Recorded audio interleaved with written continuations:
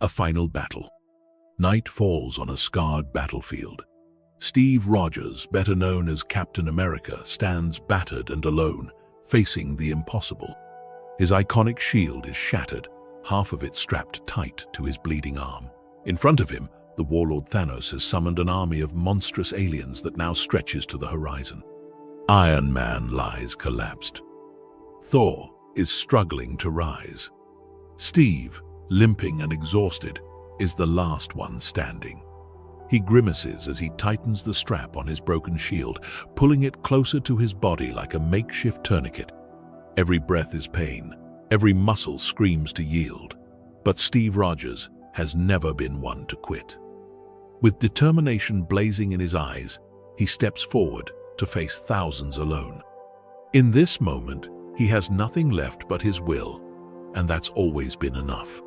Before the chaos engulfs him, Steve allows himself a single thought. How did a scrawny kid from Brooklyn end up here, making a final stand at the end of the world? To answer that, we have to rewind the clock, back to the very beginning of his story, long before he ever carried a shield. Brooklyn, New York, early 1930s. Steve Rogers is nothing like the super soldier the world would one day know. He's a small, frail young man with a big heart and an even bigger sense of justice. Orphaned as a teenager and growing up during the Great Depression, Steve learns about hardship early. Despite suffering from asthma, a skinny frame, and a list of medical issues a mile long, he refuses to let his limits define him. If there's one thing everyone knows about Steve, it's that he hates bullies. It doesn't matter where they're from or how big they are. If someone is picking on the little guy, Steve will surely step in. One night in a back alley, we see Steve proving just that. A local bully towers over him, fists clenched. Steve's lip is bleeding, his body already bruised from repeated knocks to the pavement. Any sensible person would stay down. But Steve, stubborn as ever, pulls himself back up to his feet. He raises his dukes in that scrappy, unpolished way of his and declares, "I can do this all day." It's not bravado, it's pure heart. Even the bully seems taken aback by Steve's refusal to surrender.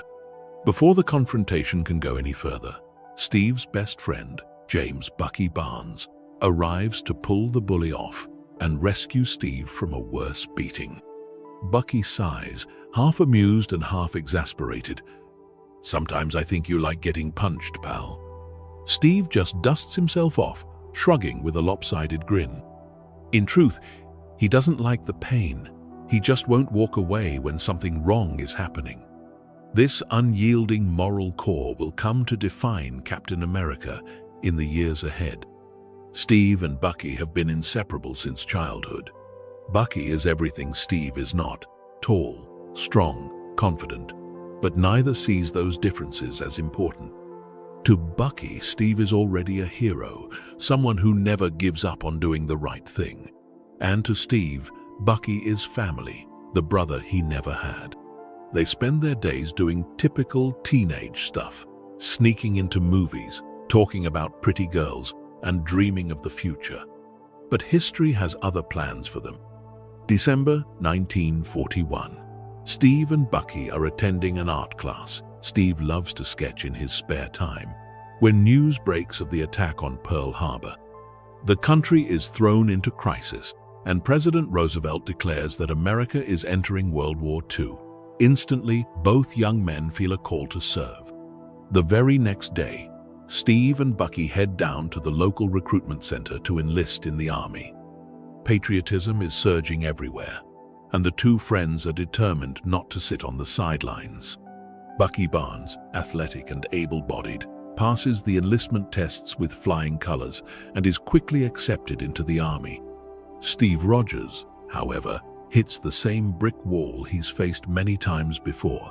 His body just isn't up to military standards. A doctor flips through Steve's medical file and shakes his head. Asthma, heart trouble, anemia, half a dozen other ailments. Steve is classified as 4, physically unfit for service. For the fourth time, By now, Steve has tried multiple enlistment offices using fake credentials and even lying about his address in hopes of slipping through. He's rejected. It's a crushing blow for Steve. His country is in need, and he has all the courage in the world to give, but not the strength or health. Bucky, set to ship out with the 107th Infantry, tries to console his downcast friend. On the eve of deployment, Bucky takes Steve to the 1943 Stark Expo in New York for a fun night out, a last bit of normalcy before war. The Expo is a bright showcase of futuristic technology and ideas, hosted by the famous inventor, Howard Stark. Amid the crowd, Steve's attention drifts to an enlistment opportunity booth. The American flag, the uniforms, the chance to serve. It's too enticing to ignore. Bucky notices Steve eyeing the booth and sighs knowingly. There he goes. Bucky chuckles as Steve sneaks away to yet another recruitment station. Bucky has learned by now. Steve will keep trying until someone lets him fight for what's right. Inside the enlistment tent, Steve is nervous but resolute. He's handed yet another form asking about his medical history. We see him pause, then lie by omission, hoping maybe this time he won't be recognized as the persistent kid with all the health issues. As fate would have it, Dr. Abraham Erskine is observing the recruitment process that day. Erskine, an elderly, gentle-faced scientist with kind eyes, watches as Steve steps up for evaluation. By now, Steve's persistence has attracted some notice. A higher-up remarks, "This kid's tried to sign up 5 times in 5 different cities." Intrigued, Dr. Erskine strikes up a conversation. Erskine, "So, you want to go overseas and kill Nazis?" Steve, earnest and a bit surprised by the question, "I don't want to kill anyone. I don't like bullies. I don't care where they're from." It's the perfect answer. In a brief chat, Erskine gauges Steve's character. Humble, courageous, selfless, and sees something exceptional. Unbeknownst to Steve, Dr. Erskine is no ordinary army doctor. He's a defector from Nazi Germany, a scientist who fled the Third Reich, bringing with him a secret super-soldier serum formula. The U.S. Army and the Strategic Scientific Reserve, SSR, an early Allied scientific military division, are searching for the right candidate to test this serum. Someone with not just physical aptitude, but moral fortitude. Erskine's been holding out for the right person, and now he believes he's found him. Steve Rogers, the kid who won't run from a fight, might just be the good man Erskine needs. That night, Bucky heads off to war, and Steve receives an unexpected offer. He's accepted into the army under a special division. This is Project Rebirth, the super soldier program. Steve can hardly believe it. Finally, he has a chance to serve. Peggy Carter, a British officer working with the SSR, greets Steve the next day as he arrives at Camp Lehigh, the training ground for Project Rebirth. Peggy is poised, sharp, and doesn't suffer fools. Steve is immediately struck by her confidence and no-nonsense attitude. During training, while other recruits show off their brawn and bravado, Steve demonstrates heart and ingenuity. In one memorable exercise, Colonel Chester Phillips, the gruff SSR commander overseeing the project, tosses a dummy grenade into the midst of the recruits as a test. Without hesitation, Steve yells for everyone to "get back" and hurls himself on the grenade. He curls his small body around it, fully prepared to absorb the explosion to save the others. Of course, the grenade is a dud, a mere test of character, but Steve couldn't have known that. His fellow recruits stand slack-jawed, and even Peggy Carter's tough exterior cracks with a hint of admiration. Colonel Phillips, initially skeptical of Erskine's scrawny pick, now sees exactly why Steve was chosen. This is a man willing to lay down his life for others before he even has a super soldier's strength. Dr. Erskine just smiles knowingly. He's still skinny. Phillips grumbles, walking off, but he's clearly impressed despite himself. That evening, the night before the big experiment, Steve sits nervously with Dr. Erskine. In a quiet, heartfelt conversation, Erskine reveals why he chose Steve. He explains how he escaped Europe, how a Nazi officer named Johann Schmidt, head of Hitler's deep science division called HYDRA, abused the early version of the serum and turned into a monstrous creature. Schmidt, Erskine warns, had the serum amplify all the worst parts of him. That's why choosing the right candidate now is crucial. Erskine gently places a hand on Steve's shoulder and says, "Whatever happens tomorrow, promise me one thing, that you will stay who you are. Not a perfect soldier, but a good man." Steve, eyes full of determination, promises. In Peggy's fond smile as she escorts Steve out, we see that she too believes in him. Brooklyn, 1943, Project Rebirth facility. It's the day that will change Steve Rogers' life forever. In a secret laboratory hidden beneath an antique shop, Steve prepares to undergo Dr. Erskine's super soldier procedure. Peggy Carter and Colonel Phillips are present, along with Howard Stark. Yes, the Howard Stark, genius inventor and father of a future genius named Tony. The atmosphere is tense but electric with hope.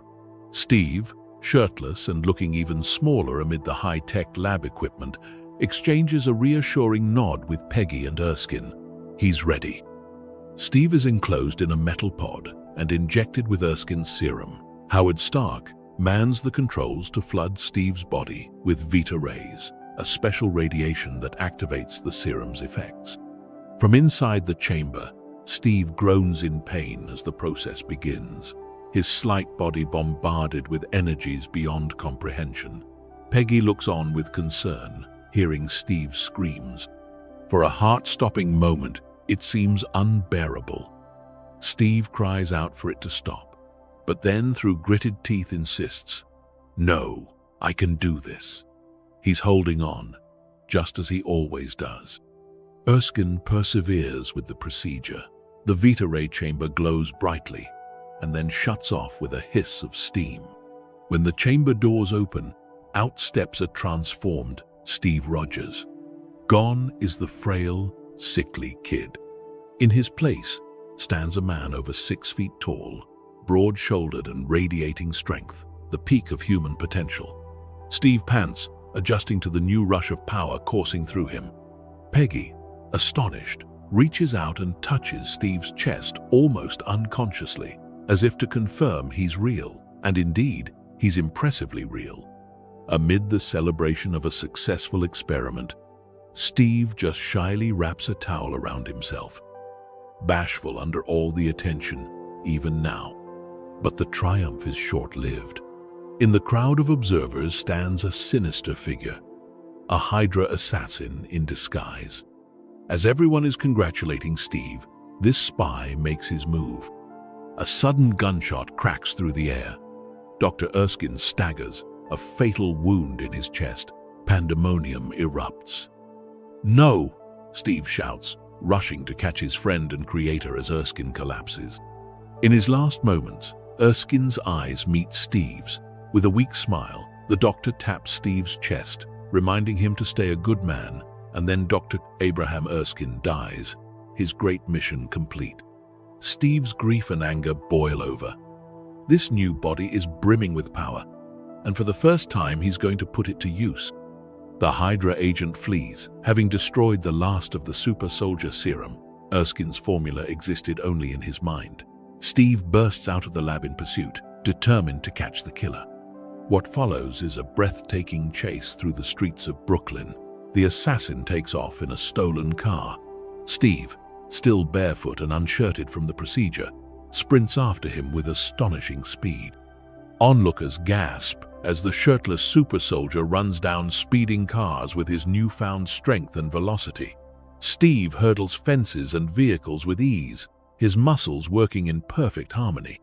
He's shocked at his own abilities but focuses on the task at hand: justice. At one point, the assassin tries to mow Steve down with the car. Steve simply plants his feet and punches the front of the moving vehicle, nearly flipping it, an awe-inspiring display of strength. The chase leads to the docks, where the HYDRA agent tries a last-ditch escape in a small submarine. In an unbelievable show of agility, Steve dives into the harbor and swims faster than any Olympic athlete, catching up to the mini-sub underwater. He rips open the hatch and drags the spy out. Cornered and desperate, the HYDRA agent snarls, "Hail HYDRA!" And before Steve can stop him, the man bites down on a cyanide capsule hidden in his tooth. By the time Steve pulls him to shore, the assassin is dead, taking any chance of recreating the super soldier serum with him. Steve stands there dripping wet, heart pounding from his first ever mission, and realizes the gravity of what's happened. Dr. Erskine is gone. Steve Rogers is now the world's one and only super soldier. In the aftermath of the attack, Colonel Phillips and the US government are both elated and anxious. They have a remarkable asset in Steve, but he's also now irreplaceable. With Erskine's formula lost, they can't risk him being killed in battle. Steve wants to fight, to honor Erskine's gift and stop HYDRA. But instead of being sent to the front lines, he's told he can't be put in harm's way. The army brass decide to keep their one super soldier out of direct combat. At first, Steve is crushed. He didn't go through all this just to sit on the sidelines again. However, an opportunity arises. A politician in the War Department approaches Steve with a different way to serve.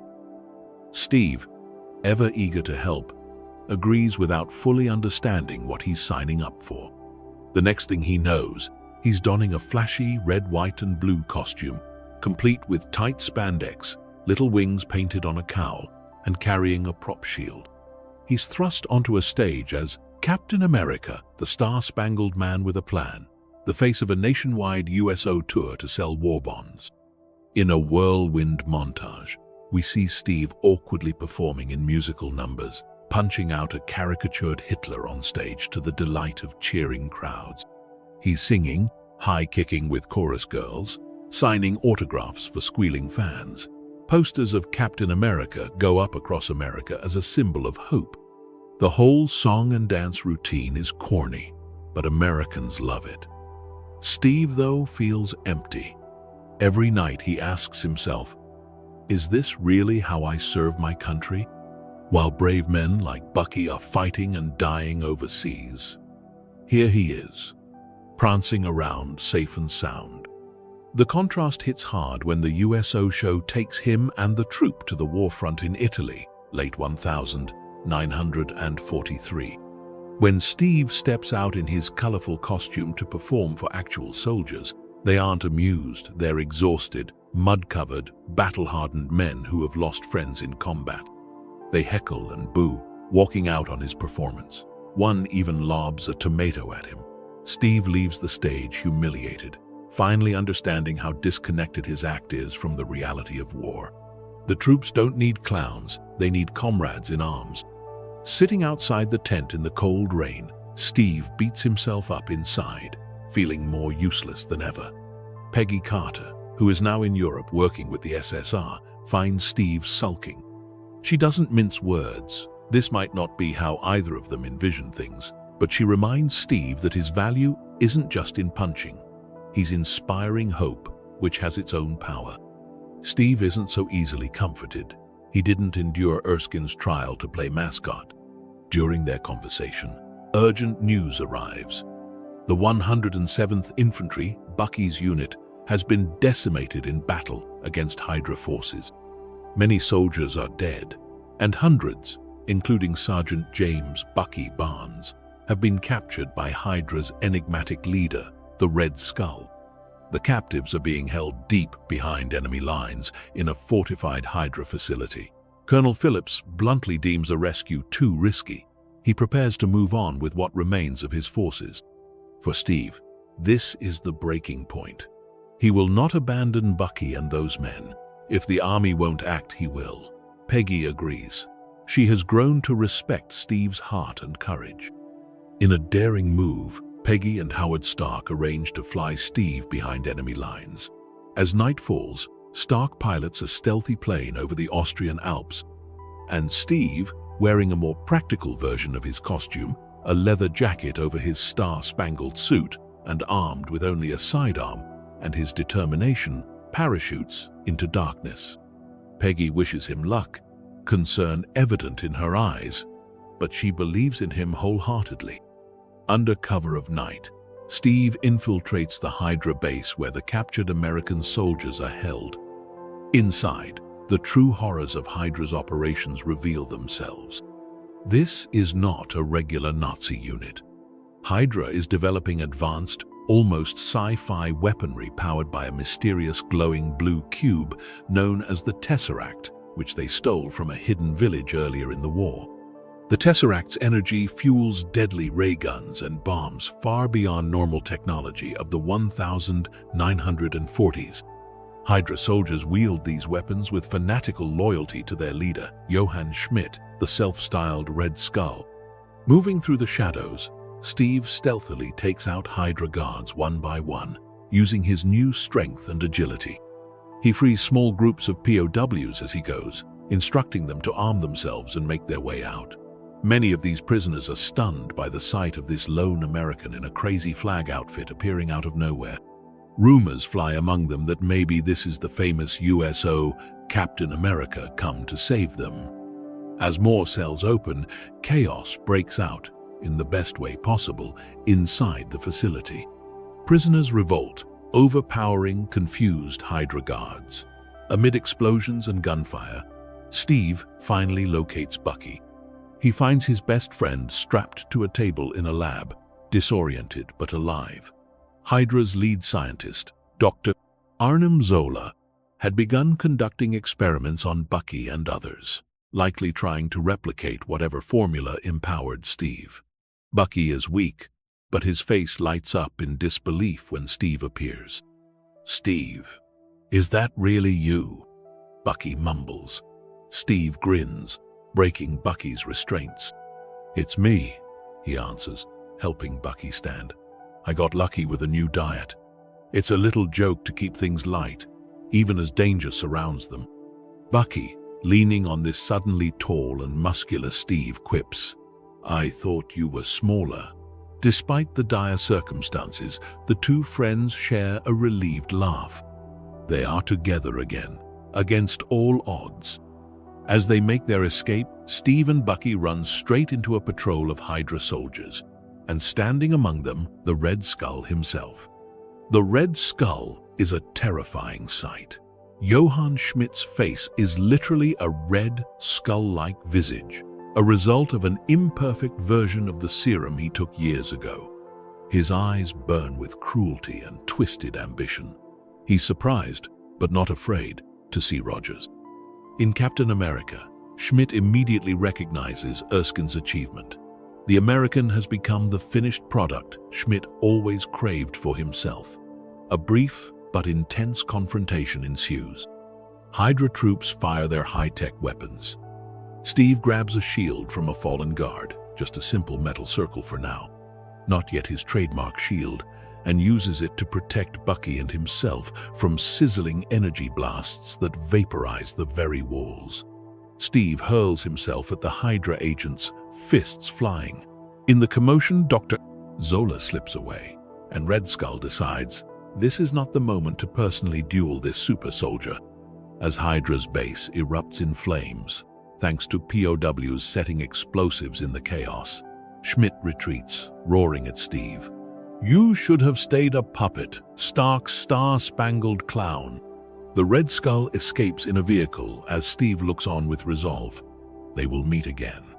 Back at the Allied camp, Colonel Phillips and the others are preparing to mourn the lost 107th, when suddenly out of the darkness comes a column of soldiers, injured, limping, but free.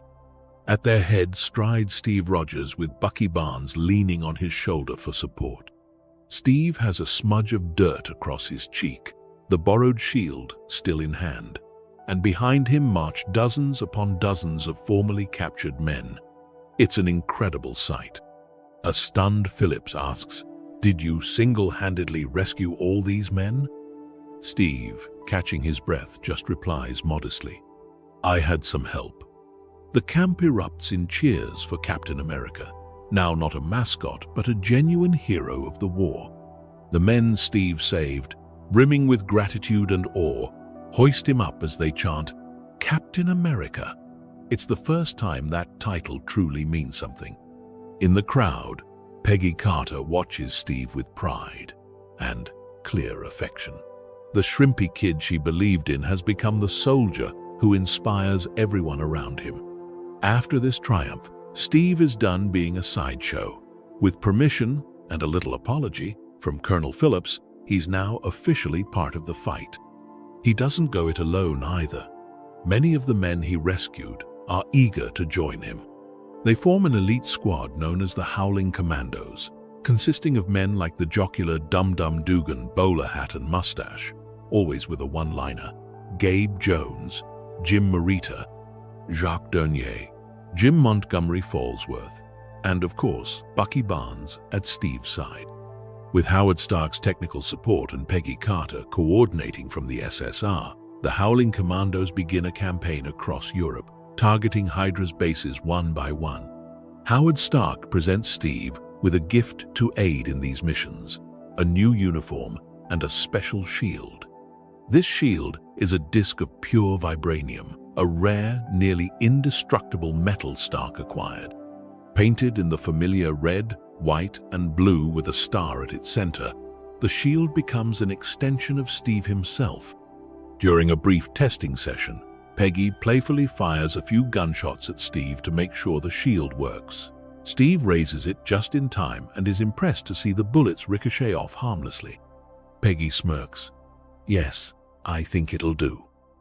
Now, armed and suited properly, Captain America leads his team into battle after battle, striking heavy blows against HYDRA's operations. Over the next 2 years, 1945, we witness an epic montage of the Howling Commandos' exploits. Train ambushes, factory raids, high-speed motorcycle chases. Steve is at the forefront of each, using his shield in spectacular ways, bashing HYDRA troopers, deflecting energy blasts, and even flinging it across a room to knock out enemies before it whirls back to his hand. The Commandos blow up HYDRA weapon depots, intercept convoys, and free prisoners. Each success chips away at the HYDRA war machine, frustrating the Red Skull's grand plans. Steve's bravery is infectious.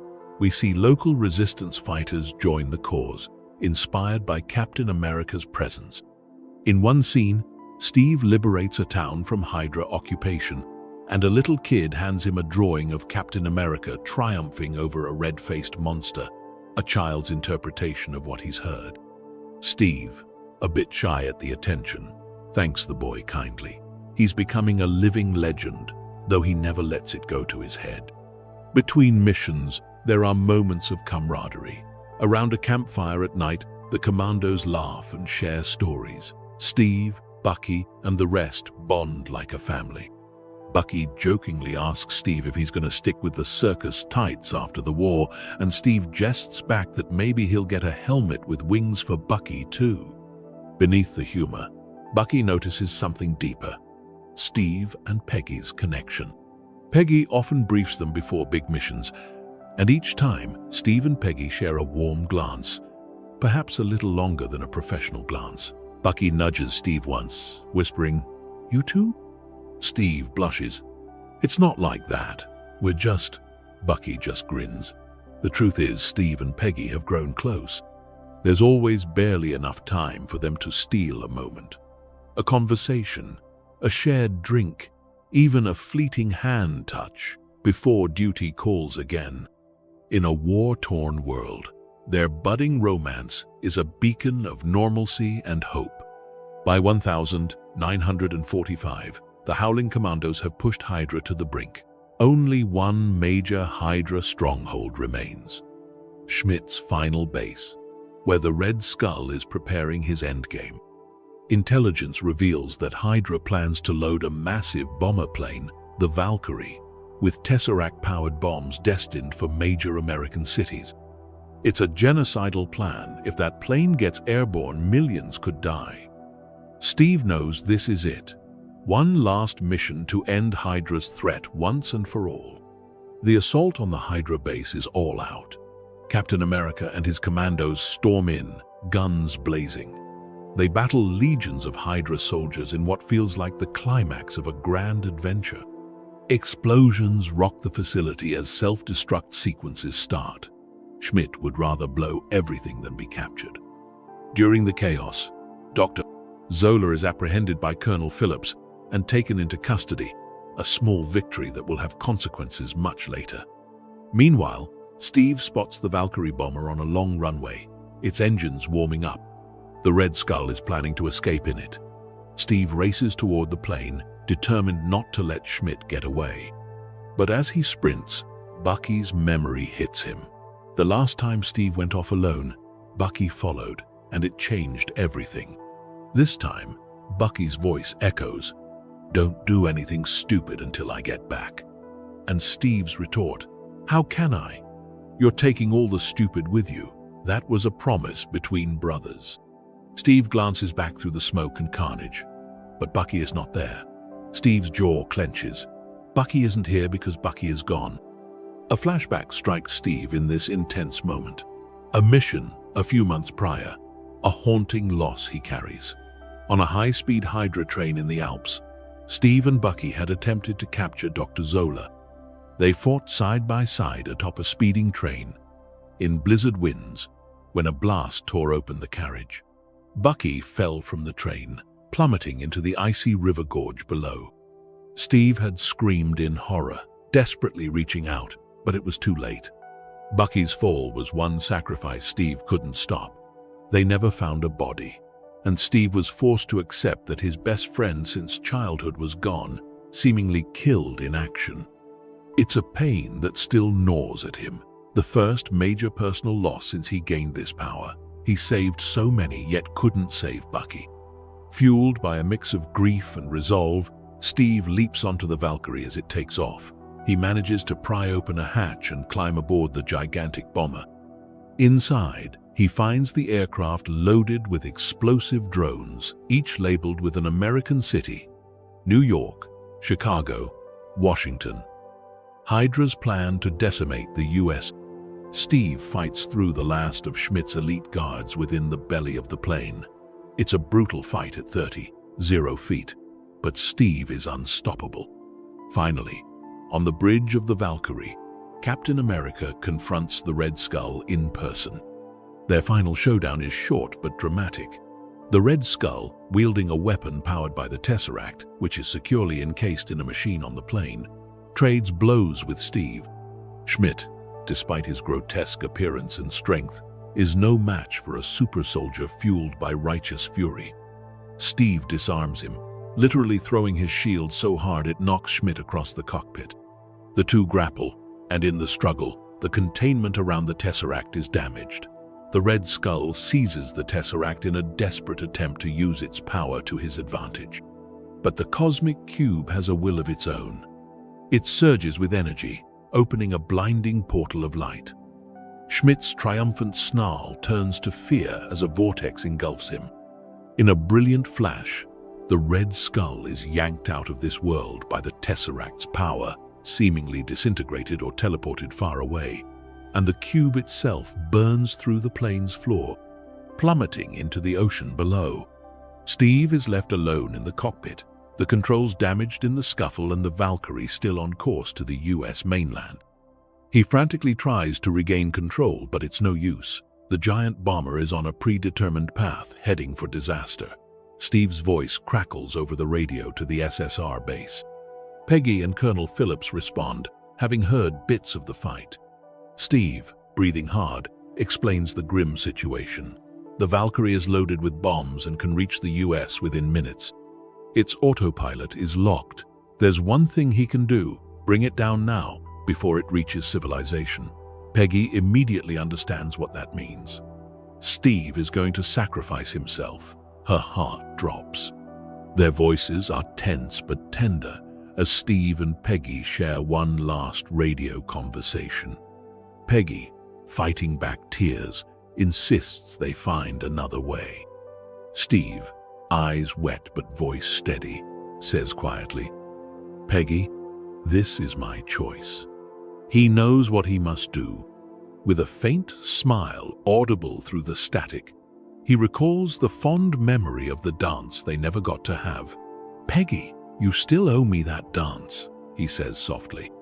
Peggy's voice trembles as she responds, "We'll have the band play something slow. I'm counting on that dance, Steve." Steve swallows hard, pain and longing in his expression. "Me too," he whispers, as tears roll down Peggy's cheeks in the control room. Steve Rogers points the massive plane's nose toward the icy waters of the North Atlantic. "Right now, I'm gonna need a rain check on that dance," he says, attempting a light-hearted tone that breaks at the end. Peggy tries to hold herself together and replies gently, "All right, a week next Saturday at the Stork Club. 8 o'clock on the dot. Don't you dare be late." Steve musters a bittersweet chuckle. "I still don't know how to dance," he says. Peggy smiles through her tears. "I'll show you how. Just be there."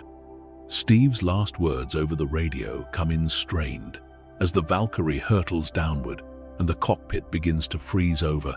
"We've got to go now." "Peggy, I'm gonna have to put it in the water." Peggy's voice pleads. "Steve? Steve?" But there's no answer, just static. On that heartbreaking note, the transmission cuts out.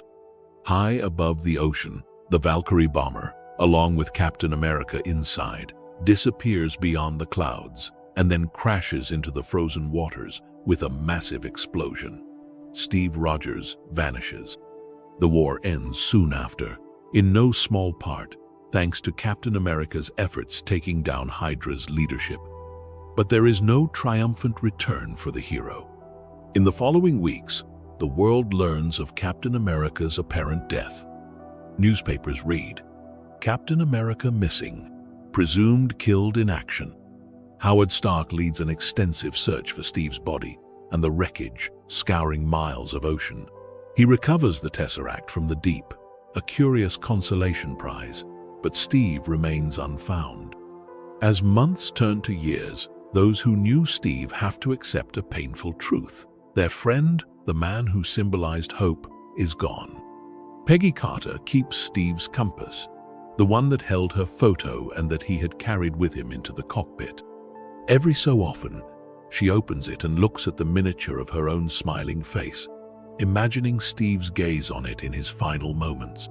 Steve's heroic story becomes legend, told in history books and whispered among the soldiers who served with him. A 27-year-old kid from Brooklyn gave his life to save millions, and in doing so became a mythic figure, the first Avenger of a new age that had yet to come. With World War II over, life slowly begins to return to normal for the world. But for those close to Steve Rogers, normal will never be the same. Peggy Carter, grieving yet resolute, dedicates herself to the work they started together. Along with Howard Stark and Colonel Phillips, Peggy helps found a new peacekeeping and intelligence organization, the Strategic Homeland Intervention, Enforcement and Logistics Division, better known as S.H.I.E.L.D. The idea is to continue fighting threats to global security, just as Captain America had, and to ensure the world is prepared for whatever dangers might arise, whether human or something even stranger. The mysteries of the Tesseract have certainly opened minds to new possibilities. In these early post-war years, Peggy faces personal and professional challenges. Even as she climbs the ranks in a male-dominated field, she quietly holds on to Steve's memory. She's known as a force to be reckoned with. Agent Carter, the woman who helped stop HYDRA. But in solitary moments, she reads Steve's old war correspondence and wonders what might have been if that final mission had ended differently. Steve's promised dance remains an unkept appointment that she treasures in her heart. Meanwhile, unbeknownst to everyone, Steve Rogers is not dead at all. He is out there, buried in the ice of the Arctic, perfectly preserved by the extreme cold and the super soldier serum in his veins. Steve is in a state of suspended animation, alive but unconscious, not aging, not aware of the decades passing by. For 66 years, Captain America sleeps, entombed in ice. a relic of a bygone era awaiting rediscovery. The world changes drastically in those decades. The Cold War comes and goes. S.H.I.E.L.D. grows from a small SSR successor into a global intelligence powerhouse. But ominously, HYDRA is not truly gone. Steve's old nemesis organization did not die with the Red Skull. Fragments of HYDRA survived the war. One such fragment was Dr. Arnim Zola. Captured and later recruited by S.H.I.E.L.D. under a secret program, Operation Paperclip, that brought in former German scientists. Though Zola's body withered with age and sickness by the 1970s, his genius found a twisted form of immortality. He transferred his consciousness into a computerized system hidden within a secret S.H.I.E.L.D. bunker. Through Zola and other undercover agents, HYDRA infiltrated S.H.I.E.L.D. from the inside, slowly and silently, like a parasite in a host. Over the decades, HYDRA operates in the shadows, pulling strings to sow chaos and fear worldwide, all to convince humanity that surrendering freedom in exchange for security is necessary. They commit political assassinations, cause disasters, and manipulate conflicts, always staying just out of sight. The world believes Captain America's greatest enemy is gone, but in truth, HYDRA is coiled and waiting, patient as ever. They even have a secret weapon, a ghost story whispered among spies. A ruthless operative known as the Winter Soldier, an assassin who seems to emerge from nowhere to do HYDRA's dirtiest deeds, then vanish without a trace. For now, the Winter Soldier's identity remains shrouded in mystery, a deadly puzzle piece in this unfolding saga. During these years, Howard Stark has a family, including a brilliant son named Tony Stark, and continues to work with S.H.I.E.L.D. until tragedy strikes in 1991. Howard and his wife Maria are killed in what appears to be a car accident. It is a national news story, the famous inventor and his spouse dead on a lonely road. Official reports cite a crash, but whispers within certain circles hint that something more sinister happened, something or someone caused their deaths. Only much later will the awful truth come out, that HYDRA's Winter Soldier assassin was responsible, eliminating Howard Stark to keep the secrets of the super soldier serum and the Tesseract firmly under HYDRA's control. But that revelation lies years ahead, waiting to upend lives. In the absence of Captain America, the world still finds new heroes, albeit ordinary ones. Soldiers, firefighters, and everyday citizens step up in times of crisis. Steve's legacy, the idea of selfless heroism, lives on quietly. His example even inspires the next generation of S.H.I.E.L.D. agents. One particularly idealistic young agent, Phil Coulson, grows up idolizing the stories of Captain America and carries vintage Cap trading cards as a reminder of what true heroism means.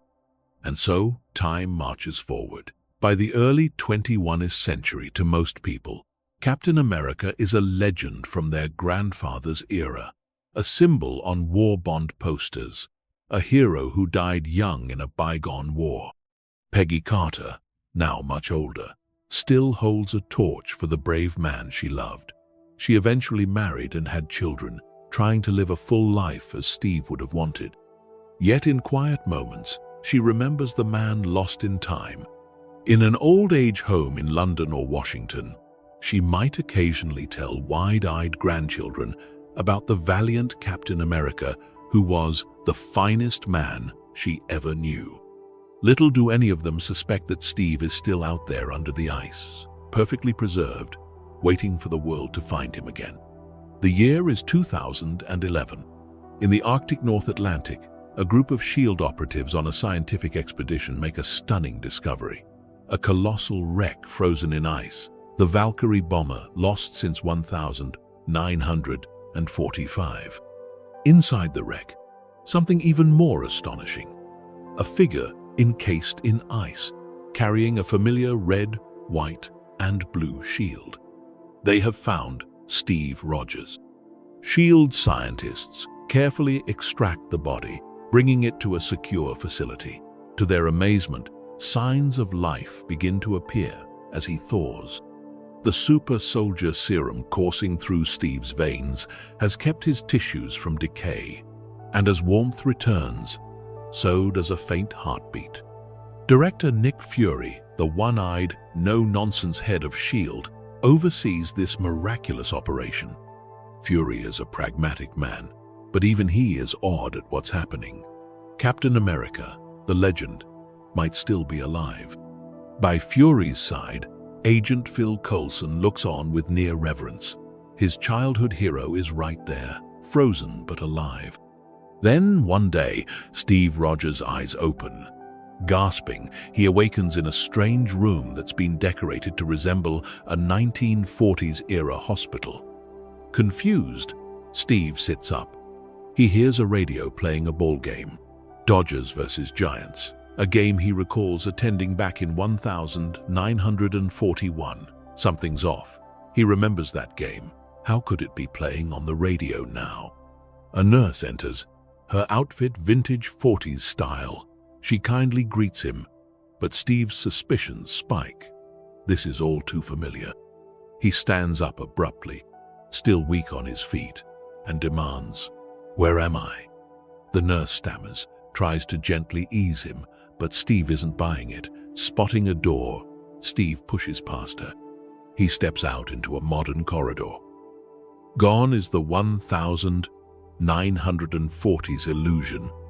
This is clearly a high-tech facility. Two S.H.I.E.L.D. guards rush to stop him, but Steve's instincts kick in.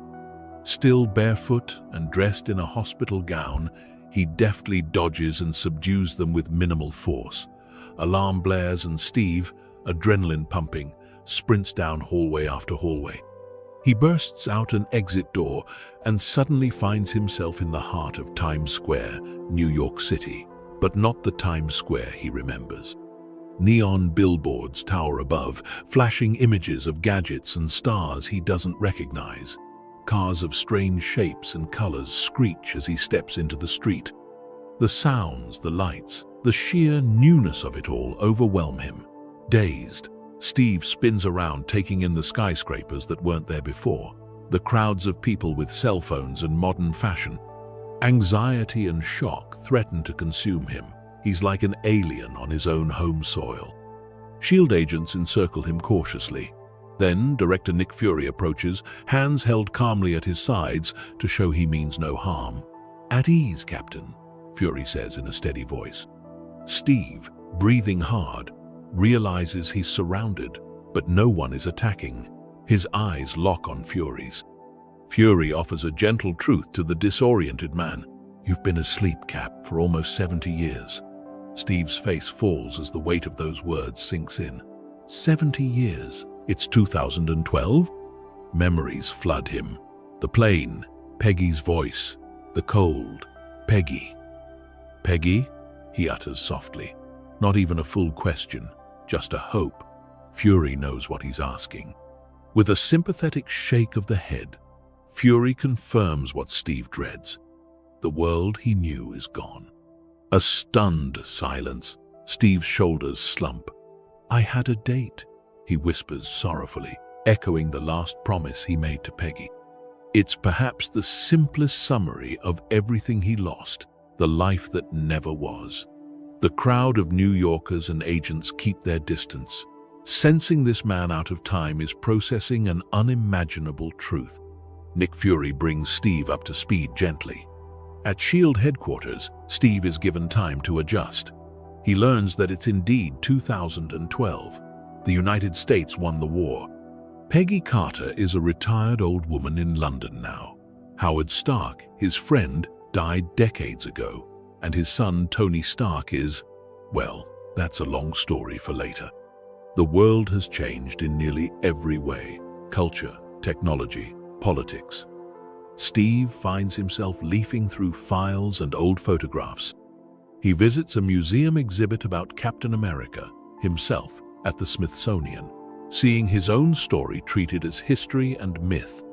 There, a looping video display even features footage of an elderly Peggy Carter from an interview she gave about Captain America's legacy. In it, Peggy says, even after his disappearance, he was saving people. Through his sacrifice, he inspired others to carry on fighting. Steve watches her speak these kind words, eyes glistening. In this exhibit, he also sees a picture of young Bucky Barnes and a plaque commemorating his death in 1944, which renews Steve's old sorrow. All of it is a lot to handle. By day, S.H.I.E.L.D. tests Steve's health and abilities. He's still in peak shape, the serum doing its job as if no time had passed. By night, in his sparse apartment, Steve grapples with loneliness. Everyone he knew either aged and moved on or is gone. Modern Brooklyn has tall buildings where his old neighborhood once stood. It's overwhelming, isolating. To cope, Steve does the one thing that's always cleared his head: training. In a gym at S.H.I.E.L.D., Steve finds a line of punching bags. He starts unleashing punches, memories fueling each blow. He punches harder and faster, combinations that cause the heavy bag to sway violently. Wham! One final uppercut and the canvas punching bag splits and flies off its chain, sand spilling everywhere. Steve sighs. That's the third bag today. As he goes to set up a new one, he's got a pile ready, anticipating their destruction. He hears a voice. Trouble sleeping? It's Nick Fury. Fury's here with a purpose. There's a new threat on the horizon, something that requires someone like Captain America. Fury explains the basics. An artifact called the Tesseract. Steve's ears perk at that. He last saw it in Red Skull's hands. Has been stolen from a secret facility by someone very dangerous, a self-proclaimed god from another world. This is no ordinary mission. It's a mission for the Avengers Initiative, a program to bring together exceptional individuals to combat threats beyond normal humans. Fury extends the invitation. We could use a man out of time. For Steve, this is a lifeline, a mission, a purpose, something familiar in all this strangeness. He suits up once more, donning a modernized version of his Captain America uniform, courtesy of Coulson, who excitedly had one made. The colors are a bit brighter, the material different, but Steve Rogers wearing the star on his chest again just feels right. Soon, Steve finds himself on a high-tech jet heading to an unknown location to meet other operatives. He's been briefed on the situation. The Tesseract is in the hands of Loki, the Norse god of mischief, who also happens to be the adopted brother of the superhero Thor. Loki has made an unthinkable alliance with an alien army called the Chitauri. Steve processes it in stride. After all, he's fought a red-skinned super-Nazi and woke up in the future. Aliens and gods are just one more surprise. His mission is to help retrieve the Tesseract and stop whatever plan Loki has to use it as a weapon. At a S.H.I.E.L.D. helicarrier, an aircraft carrier that astonishingly flies in the sky, Steve meets the eclectic team Fury has assembled. Tony Stark, alias Iron Man, a genius in a mechanized suit of armor. And yes, Howard's son, with all the ego and wit that implies. Dr. Bruce Banner, a mild-mannered scientist with a not-so-mild alter ego known as the Hulk. Thor Odinson, the literal god of thunder, complete with a magic hammer. And two master assassins, Natasha Romanoff, Black Widow, and Clint Barton, Hawkeye. It's a lot to take in. Tony's sarcastic quips, Thor's Shakespearean grandiosity, Banner's quiet uncertainty. They could not be more different from the Howling Commandos Steve once led. Initially, Steve, with his old-fashioned sensibilities, feels a bit like the odd man out. Tensions run high among these would-be teammates. Steve finds Tony Stark particularly challenging. Tony's irreverence and go-it-alone attitude rub Steve the wrong way. At one point, Steve challenges Tony. "Big man in a suit of armor, take that away. What are you?" Tony smirks. "Genius, billionaire, playboy, philanthropist." Steve has to hold back an eye roll. He retorts that Tony wouldn't sacrifice for others, that he's not the guy to lay down on the wire to let a comrade crawl over him. Tony shoots back sarcastically, "I think I'd just cut the wire." The cultural gap between the 1940s and 2012 is on full display in their exchanges. "Always the last word, huh?" Steve mutters. Classic Stark, perhaps thinking of Howard. Despite disagreements, when Loki makes his move, unleashing the Chitauri invasion over Manhattan, Steve's leadership and combat experience come to the forefront. In the Battle of New York, the Avengers truly assemble as a team, and Captain America is at the center of it. The moment alien invaders pour out of a swirling portal in the sky, Steve doesn't hesitate. He starts strategizing. Police officers initially balk at taking orders from a guy in a star-spangled suit. But after they witness Steve single-handedly take down a group of Chitauri with acrobatic combat prowess, shield slinging, agile flips and all, they promptly follow his command. Cap coordinates the defense block by block, directing Iron Man to bottleneck the enemy's air support, sending Hawkeye to high ground for sniper cover, instructing Black Widow to secure the device that can close the portal, and working with Thor to contain the worst of the mayhem. He even gives Banner the nudge to embrace the Hulk when it's needed most. "Dr. Banner, now might be a really good time for you to get angry." Banner: "That's my secret, Cap. I'm always angry," transforming into the Green Goliath and punching out a giant Leviathan creature in one spectacular blow.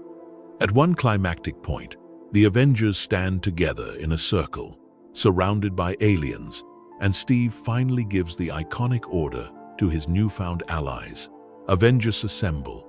From there, it's poetry in motion. Iron Man zipping through the skies, herding enemies toward Thor's lightning strikes. Hawkeye's arrows whizzing by Steve's shield as he deflects blasts and knocks Chitauri off sky scooters. Hulk smashing everything in sight. Black Widow hijacking an alien craft. Steve fights side by side with Tony on the ground at one moment, covering each other, proving how far they've come in trust in just a short time.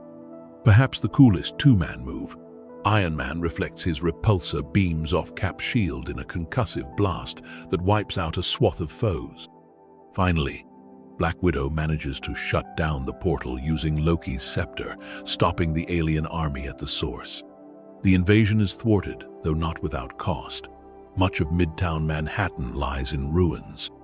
Loki is captured, cowed, after a comedic thrashing by Hulk like a rag doll. The Avengers, victorious, stand amid cheering crowds and circling news cameras. Steve Rogers, the man out of time, has found his place in this strange new world.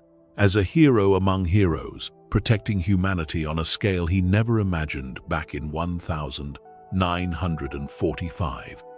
In the aftermath, the world celebrates the Avengers. They're dubbed Earth's mightiest heroes, and Captain America is recognized not just as a wartime relic, but as a present-day savior. The media and public are fascinated by him. The living legend returned. Steve takes it in stride, though he's quietly relieved that fighting side by side with this new family of heroes gave him a sense of belonging again. One humorous post-battle moment has all 6 Avengers, exhausted and dusty, eating shawarma in silence at a small restaurant. A quirky first for Steve, who's never had Middle Eastern food, let alone seen a shawarma joint. It's a humble, human moment that shows no matter how epic the battle, these comrades can share a meal and some semblance of normalcy after saving the world. With Loki handed off to Thor to face Asgardian justice and the immediate crisis over, the Avengers each go their separate ways for a time. For Steve, there's still a lot of adjusting to do in this modern era. S.H.I.E.L.D. offers him work and a purpose, and he accepts. Rather than fade away as a legend, Steve chooses to continue being the soldier, not for any government or war, but as a protector of the innocent, just as he always has. The world will throw more challenges at him soon enough. By 2014, Steve has settled into a steady rhythm working with S.H.I.E.L.D. and the Avengers, who are now loosely a team but not always all together. He's been catching up on modern life bit by bit, keeping a little notebook of things people recommend he check out. Movies, music, TV shows, from Star Wars to Nirvana. Still, Steve often finds himself a man apart. His values sometimes clash with the morally gray world of modern espionage. We open on a Washington, D.C. morning. Steve is out for a jog around the reflecting pool near the Lincoln Memorial. In a fun bit of levity, he keeps lapping a fellow runner, repeatedly calling out, "On your left," as he speeds by. The other runner, Sam Wilson, laughs at the absurdity. He's pretty fit, but Steve is literally running circles around him. After the jog, Sam, an easygoing former pararescue soldier, strikes up a conversation with Steve. They bond over the challenges of adjusting back to civilian life. For Steve, it's adjusting to an entirely new era. For Sam, it's life after military service. Sam mentions he now works helping other vets with PTSD and group therapy. Steve likes Sam's grounded perspective, and they form a quick friendship. Sam casually mentions his own service days where he flew using an experimental jet wing pack. Steve thinks that sounds pretty darn cool. He mentally notes Sam as a kindred spirit, someone he could trust. But Steve's job beckons. He and fellow Avenger Natasha Romanoff, Black Widow, are sent on a mission to rescue hostages aboard a S.H.I.E.L.D. vessel, the Lemurian Star, that has been hijacked by pirates. In a stealthy night operation, Steve dons a new stealth suit, blue and silver, more tactical, and leaps out of a plane without a parachute, diving straight into the ocean and swimming to the ship. In a brilliantly choreographed sequence, Steve silently takes down one guard after another on the deck. His combat style fluid and efficient. When things get loud, he's a blur of S.H.I.E.L.D. throws and martial arts, cleaning house with Natasha and a S.H.I.E.L.D. strike team. The mission succeeds, hostages freed. However, Steve notices something fishy. Natasha wasn't just helping hostages, she was extracting data from the ship's computers under secret orders from Nick Fury. Back in DC, Steve confronts Fury about this. Fury shows him Project Insight, 3 next-generation helicarriers linked to spy satellites, designed to preemptively eliminate threats to global security. Fury frames it as necessary for a dangerous world, but Steve is deeply uncomfortable. This isn't freedom. This is fear, he tells Fury, disturbed that S.H.I.E.L.D. plans to kill potential threats before they even do anything. The idealist from the 1940s can't reconcile this with the freedoms he fought for. Fury, having some doubts himself, tries to access the data Black Widow recovered from the ship, but oddly his access is denied by his own organization's systems. Red flags abound. Before Fury can dig deeper, hell breaks loose. That evening, as Fury drives through DC, he's ambushed by attackers posing as police. An intense street battle ensues with Fury's SUV under heavy fire. Fury manages a narrow escape, utilizing high-tech countermeasures in his car. But the strike was no random hit. Something is very rotten inside. S.H.I.E.L.D. Fury goes to the only person he can trust, Steve Rogers. Steve arrives at his apartment to find Fury, gravely wounded, waiting for him. Fury presses a flash drive with the encrypted ship data into Steve's hand and warns him, "Don't trust anyone." Before he can explain further, bang! Fury is struck by a sniper's bullet through the wall. Chaos erupts. Fury collapses, and the shooter blasts another volley through the apartment.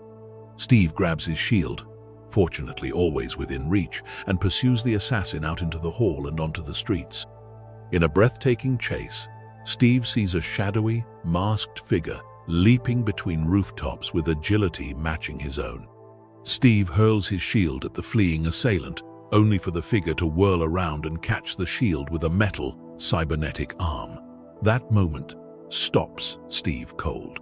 The assassin's face is concealed with goggles and a mask, but that metallic arm and skill, who or what is this?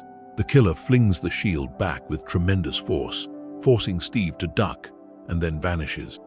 This mysterious Winter Soldier just did what few ever have, confronted Captain America and lived to tell about it. Nick Fury is rushed to surgery, and despite all efforts, he flatlines. Fury dies, or so it seems. In the aftermath, S.H.I.E.L.D's ranking authority, Secretary Alexander Pierce, a high-ranking official and old friend of Fury, calls Steve in. Pierce questions Steve about Fury's last words and actions. Steve, remembering Fury's warning, plays it cool and reveals nothing about the flash drive. Sensing danger, Steve hides the drive in a vending machine at the hospital. Good thing, because shortly after, S.H.I.E.L.D. turns on Captain America. On an elevator in S.H.I.E.L.D. headquarters, Steve finds himself gradually surrounded by a strike team of operatives. In a now-famous scene, Steve senses the ambush about to unfold. He warily looks at the bulky agents sweating around him as the elevator descends. With calm resolve, he asks, "Before we get started, does anyone want to get out?" A beat of silence, then an explosive close-quarters fight breaks out in the confined space. It's 10 against 1, but it might as well be 10 against a tornado.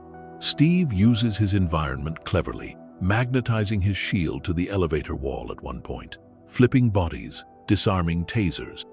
It's brutal and efficient. In seconds, a pile of groaning agents lie at his feet. Steve escapes S.H.I.E.L.D. headquarters, now a fugitive from the very people he once trusted. Steve rendezvous with Natasha, the only person who might know what's going on with this Winter Soldier. Natasha, unusually shaken, reveals a story.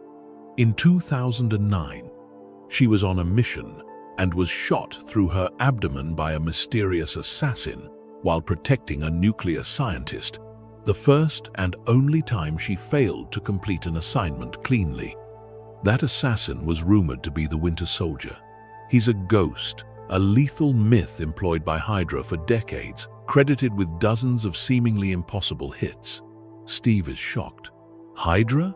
Decades? How could HYDRA still exist? They realize Fury was attacked from within. S.H.I.E.L.D. has been compromised. The encrypted drive likely holds the answers. Steve and Natasha enlist the help of the one person Steve recently befriended who isn't S.H.I.E.L.D. Sam Wilson. Sam, loyal and worried for Steve, offers his help and also reveals he still has access to his old experimental Falcon wingsuit, a high-tech jetpack with wings that allow him to fly. With Sam's home as a temporary safe house, Steve and Natasha decipher the flash drive's data. It leads them to an abandoned military base. Remarkably, the old Camp Lehigh in New Jersey, where Steve trained back in 1943. There, hidden behind dusty walls, they discover a secret bunker housing a primitive computer system, actually the preserved consciousness of Dr. Arnim Zola. Zola, speaking through old computers, reveals the horrifying truth. HYDRA survived inside S.H.I.E.L.D. all along. Since World War II's end, HYDRA, with Zola as one architect, infiltrated S.H.I.E.L.D. and guided world events to create enough chaos and fear that humanity would eventually beg for control. Now, Project Insight, those helicarriers, will be HYDRA's ultimate weapon to instantly eliminate millions of people whom an algorithm, designed by Zola, has determined to be future threats to HYDRA's plans. In short, HYDRA plans to use S.H.I.E.L.D's own system to commit global genocide and establish order out of the chaos, their order. Before Steve and Natasha can fully digest this, a missile from HYDRA hits the bunker, Zola's doing, to wipe them out. They narrowly escape as flames consume the base. The situation is dire. HYDRA is about to launch Insight, and they have infiltrated all levels of S.H.I.E.L.D. Who can our heroes trust? Essentially, just each other. Steve, Natasha, and Sam decide to expose the truth. They capture a senior HYDRA agent, Jasper Sitwell, forcing him to divulge Insight's details. Sitwell reveals Zola's algorithm will target anyone who might stand against HYDRA's interests, from Tony Stark to Bruce Banner, to even random geniuses or officials. Thousands of targets to be slaughtered in minutes by orbital-linked sniper satellites on the helicarriers. It's a chilling plan. Armed with this knowledge, they head back to DC, planning to sabotage the helicarriers before launch. But on the way, they are ambushed by the Winter Soldier on a busy highway. What follows is one of the most intense close-quarters fights imaginable. The Winter Soldier attacks their car, forcing them to fight on foot amidst moving traffic. He's clad in tactical gear, face still masked, his metal left arm gleaming. His fighting ability is on par with Steve's. In a furious confrontation, Steve's shield meets the assassin's cybernetic arm blow for blow. Natasha tries to snipe the Winter Soldier while Sam provides cover, but the soldier is frighteningly competent, countering every move. In the struggle, the Winter Soldier and Steve end up locked in combat. Steve manages to strike the mask off the Winter Soldier's face, and Steve's world stops. The assassin isn't a nameless HYDRA goon, it's Bucky Barnes, a very much alive Bucky, his face bearing no recognition, only cold intent. Steve is staggered. "Bucky!" he exclaims, hope and disbelief in his voice. But the man who was Bucky Barnes doesn't respond with recognition. Instead, with a steely, emotionless gaze, he barks, "Who the hell is Bucky?" He genuinely doesn't remember Steve. That hits Steve harder than any punch. Before Steve can gather himself, the Winter Soldier strikes again, wounding Steve and aiding HYDRA agents in capturing Steve, Sam, and Natasha. It looks like our trio of heroes is done for, until an unlikely savior appears. Maria Hill, Nick Fury's loyal deputy, in disguise, who helps them escape custody. They regroup in a secret facility where, surprise, Nick Fury is alive. He had faked his death using a drug that slows the heartbeat to 1 beat per minute. Fury's alive and has a plan. They will expose HYDRA and stop Insight by replacing a control chip in each helicarrier, overriding HYDRA's targeting. Steve, however, is still reeling from the revelation about Bucky.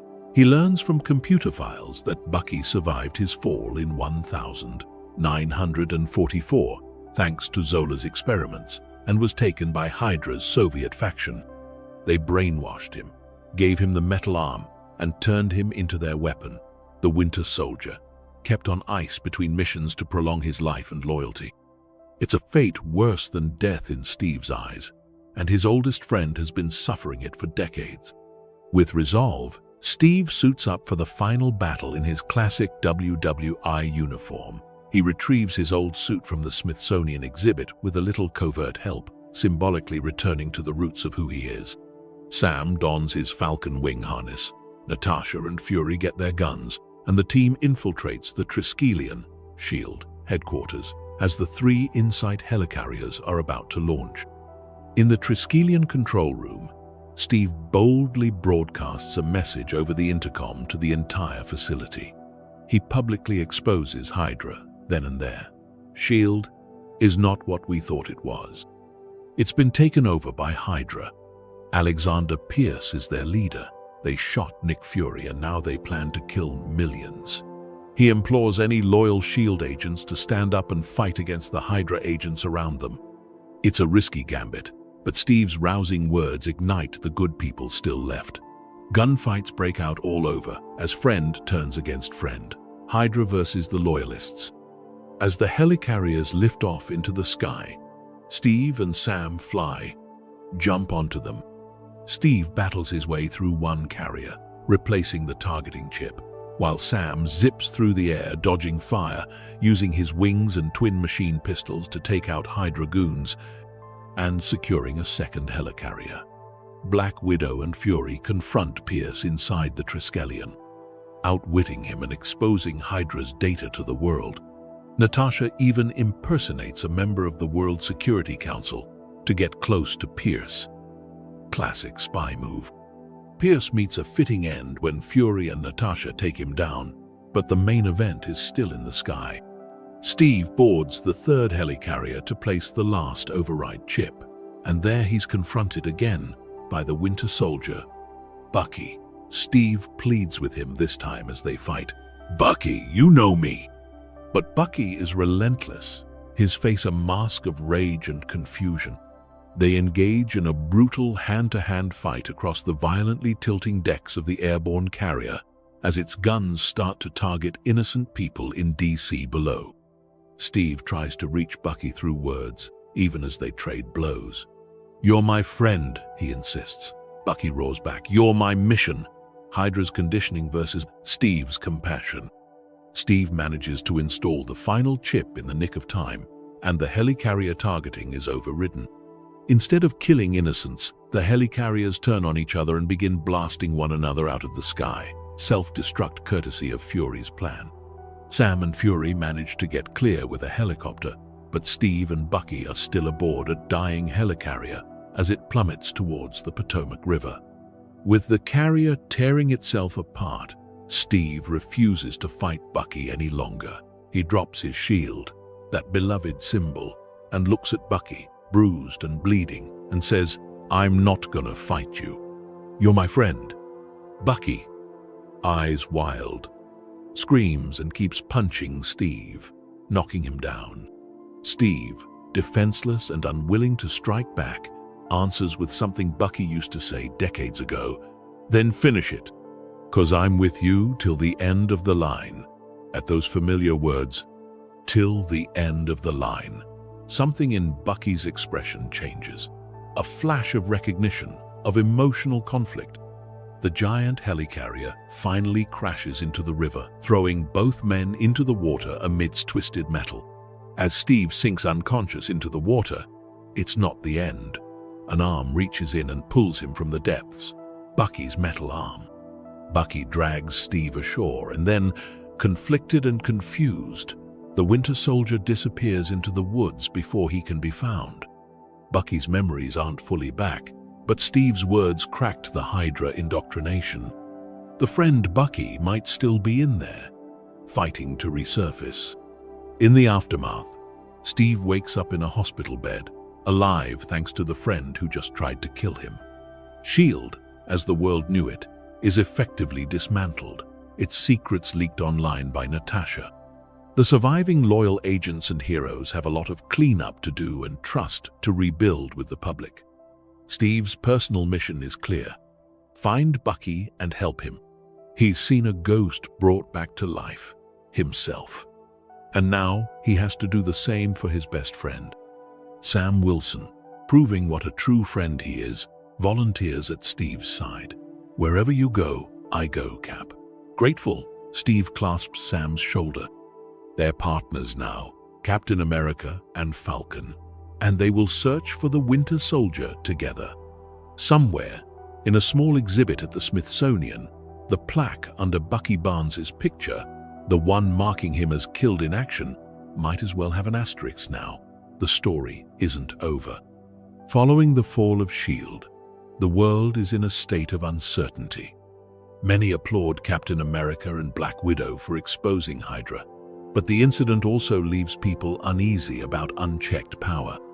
Over the next couple of years, Steve and Natasha form the new Avengers team alongside Sam Wilson, Falcon, James Rhodes, War Machine, Vision, an android hero created in the battle against Ultron, Wanda Maximoff, Scarlet Witch, and Tony Stark when he's available. Together, they tackle various threats, big and small. One significant battle in 2015 involves stopping Tony's own rogue AI creation, Ultron, from annihilating humanity. Steve leads the team in the devastated country of Sokovia as they heroically save countless civilians from Ultron's catastrophic plan, literally preventing a chunk of the city from crashing to Earth. They succeed, but not without collateral damage and tragic loss, further fueling global debate about the need for control over these powerful heroes. Steve also finally sees Peggy Carter again, albeit under somber circumstances. In 2016, Peggy passes away peacefully in her sleep at a very old age.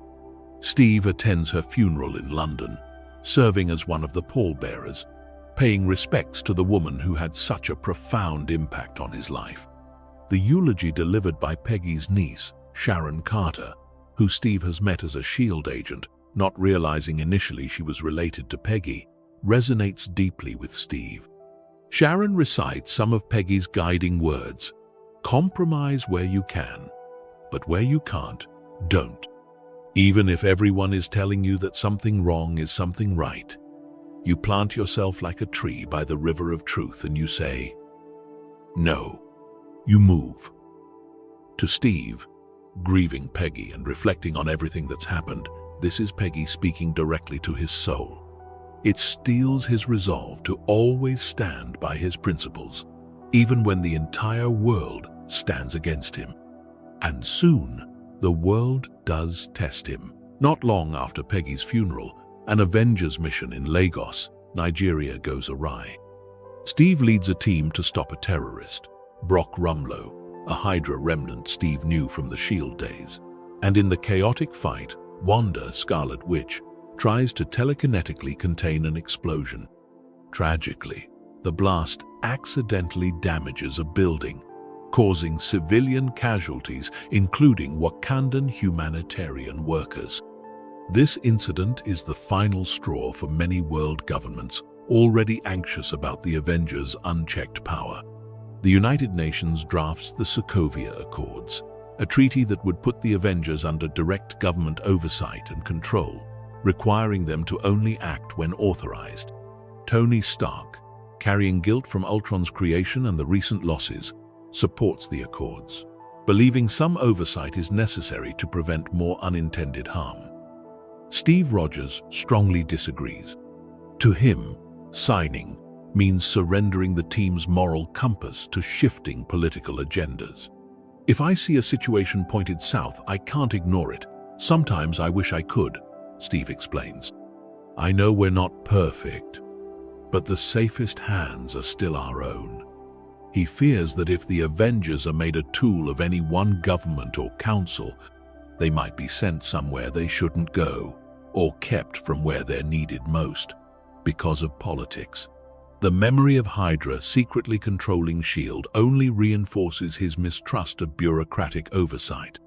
This ideological split cracks the Avengers down the middle.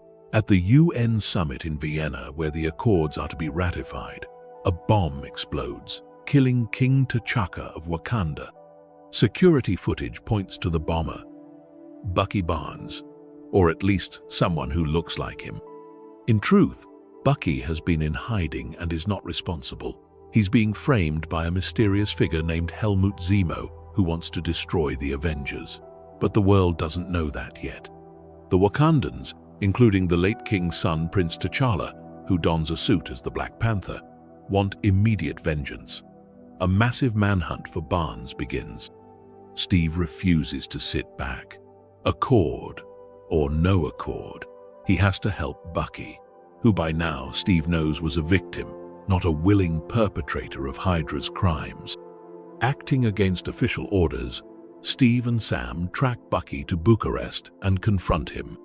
Bucky, having been hiding since the events of 2014, is confused and defensive, but he recognizes Steve enough not to kill him on sight. When Special Forces and Black Panther, T'Challa in a high-tech panther suit, intervene, a wild chase through city streets ensues. Steve, Bucky, Sam, and T'Challa vaulting over rooftops, speeding through tunnels. Ultimately, all four are apprehended by authorities, including James Rhodey Rhodes, War Machine, and Tony Stark, who had followed the fray to contain the fallout. In custody, Bucky is restrained, and a psychologist is sent to interview him. Unfortunately, it's Zemo in disguise. Zemo recites the old Soviet trigger words from Bucky's HYDRA days, longing, rusted, 17, etc., activating Bucky's brainwashed Winter Soldier persona. Bucky goes berserk, fighting his way out of the facility. Steve manages to stop Bucky from escaping after a tough fight, and with Bucky unconscious, he, Sam, and the reformed Bucky flee the scene. They realize Zemo's deception and deduce that Zemo's real plan is at a secret HYDRA facility in Siberia, where other brainwashed Winter Soldiers are kept in cryo. Steve wants to stop Zemo before more killers are unleashed. Now, Steve is officially a fugitive for breaking the Accords and aiding Bucky. But he won't fight alone. Moved by Steve's conviction, some of the Avengers take his side. Clint Barton, Hawkeye, comes out of retirement to help Steve. Wanda Maximoff, whom Tony wanted confined due to public fear of her powers, chooses freedom and sides with Cap. And Scott Lang, the Ant-Man, who Steve met briefly through Sam's network, is starstruck by Cap and eagerly joins when asked. On Tony's side, besides War Machine and Black Panther, he recruits Natasha, though she's conflicted, Vision, and even Peter Parker, a young Spider-Man from Queens whom Tony discovered and brought in due to his incredible abilities. This all leads to a dramatic confrontation at an airport in Germany, essentially Avengers versus Avengers. Steve's team, often dubbed Team Cap, tries to reach a jet to fly to Siberia, but Tony's team, Team Iron Man, intercepts them, demanding they stand down. What ensues is a superhero showdown, both exhilarating and heartbreaking. We see matchups we'd only dreamed of. Spider-Man webbing up Falcon and Winter Soldier, geeking out with, "Hey Cap, big fan," as he fights Steve briefly. Ant-Man turning into Giant Man and swatting Iron Man out of the sky. Black Panther going claw to shield against Cap. Natasha and Clint pulling their punches at each other while quipping, "We're still friends, right? Depends how hard you hit me." Despite the serious situation, the fight is loaded with creative action and even humor, like Spider-Man marveling at how Winter Soldier's metal arm works or cracking jokes with his youthful enthusiasm. Steve and Bucky coordinate effectively like old-times, trying not to seriously hurt their friends, just get past them. But Tony's team is formidable. Eventually, to ensure Steve and Bucky can escape, some of Cap's team sacrifice their freedom as distractions. Black Widow, seeing Steve's genuine desperation, actually betrays Tony's side momentarily by stunning Black Panther to clear Steve's path. Natasha ultimately couldn't oppose Steve's cause. Steve gives an appreciative nod. He and Bucky board the Quinjet. Before taking off, Steve looks back at his comrades fighting and knows they'll face the consequences for this. It's a heavy price, but he believes stopping Zemo is paramount. Cap's remaining friends are captured. Rhodes is accidentally injured during the melee. Vision misfires while aiming at Falcon, hitting War Machine's arc reactor and causing Rhodey to crash hard, breaking his back. The battle ends in a costly stalemate, with Steve and Bucky successfully flying away to continue the mission, while the rest of Team Cap are arrested and taken to a prison called the Raft, and Tony's side is left shaken and wounded, physically and emotionally in Tony's case. In Siberia, Steve and Bucky arrive at the old HYDRA base. Tony Stark, now realizing via evidence that Bucky was framed for the Vienna bombing and that Zemo is the true villain, follows them independently. He wants to help Cap now and also likely to reconcile. For a moment it looks like Iron Man, Cap, and Bucky might actually unite to face a common foe. But Zemo is one step ahead in the cruelest way. He's not there to unleash the cryo soldiers. In fact, he's killed them already. Zemo's true goal wasn't global domination or another HYDRA scheme. It was personal, to destroy the Avengers from within as revenge for his family's deaths in Sokovia, collateral damage from the Avengers' fight with Ultron. And his final gambit? A tape of a mission from December 16, 1991, the night Tony Stark's parents died. Zemo shows them security footage that reveals the Winter Soldier, Bucky, killed Howard and Maria Stark on a remote road under HYDRA's orders, brutally slamming Howard's head and choking Maria. Steve's face falls in horrified recognition. He pieced together HYDRA's involvement earlier, But now Tony is witnessing his parents' murder, and the killer's face is clearly Bucky. Tony's eyes well with tears that quickly turn to fury. "Did you know?" Tony asks Steve in a low, tremoring voice. Steve, stomach churning, admits he suspected. The truth is, Steve had learned of HYDRA's role in the Stark murders from old KGB files hinted when he and Natasha spoke to Zola's AI, but he kept it from Tony to spare him pain. Now that omission feels like a betrayal to Tony.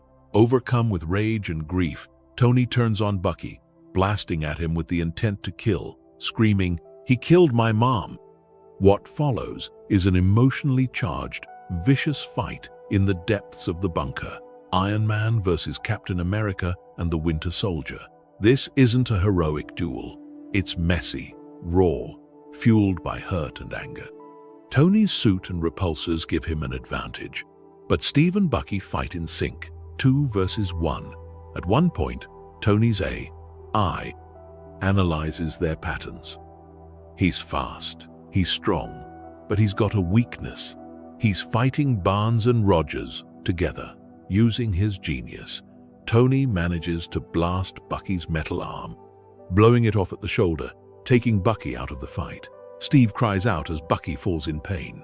Now it's one-on-one. Iron Man's technological might versus Captain America's indomitable will. S.H.I.E.L.D. meets Repulsor in a dazzling, furious exchange inside a crumbling silo. Tony fires a beam. Steve blocks with the shield. They trade blows. Tony's armored punches versus Steve's super soldier strength. Steve at one point gets the upper hand and starts pummeling Tony's helmet with his shield, cracking it. In a climactic moment, Steve raises the shield overhead as if to deliver a final strike. Tony, dazed, braces for death. But Steve slams the shield down, not on Tony's head, but on the arc reactor in Tony's chest, disabling the Iron Man suit. Tony falls back, armor depowered.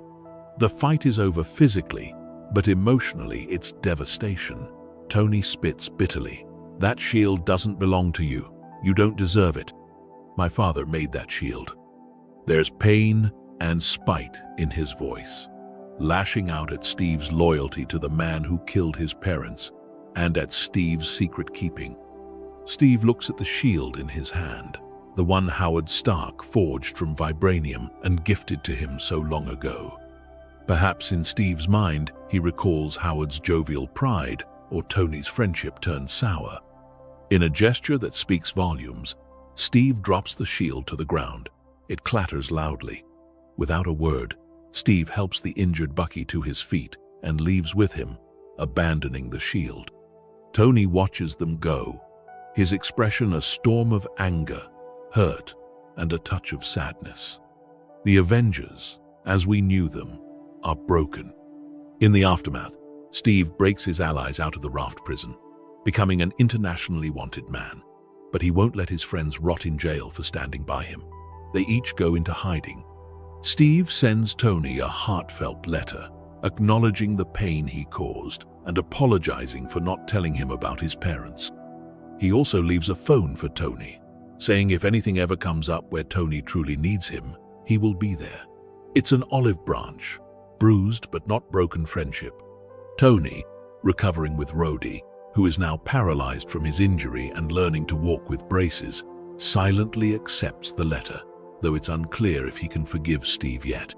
Bucky, knowing he's still a mental danger because of HYDRA's brainwashing triggers, chooses to return to cryosleep in Wakanda until a cure for his conditioning can be found.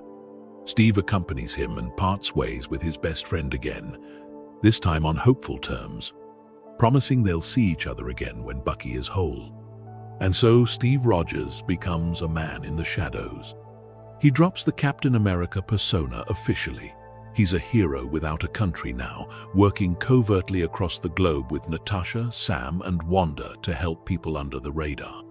His iconic star-spangled shield is left with Tony Stark, symbolizing how fractured things have become. Steve grows a beard, wears a darker suit with the star emblem removed, and becomes a vigilante where needed. To those he helps in secret, he's still a hero, but to governments, he's a rogue element. For 2 years, Steve Rogers stays off the grid, focusing on clandestine missions with his small band of allies.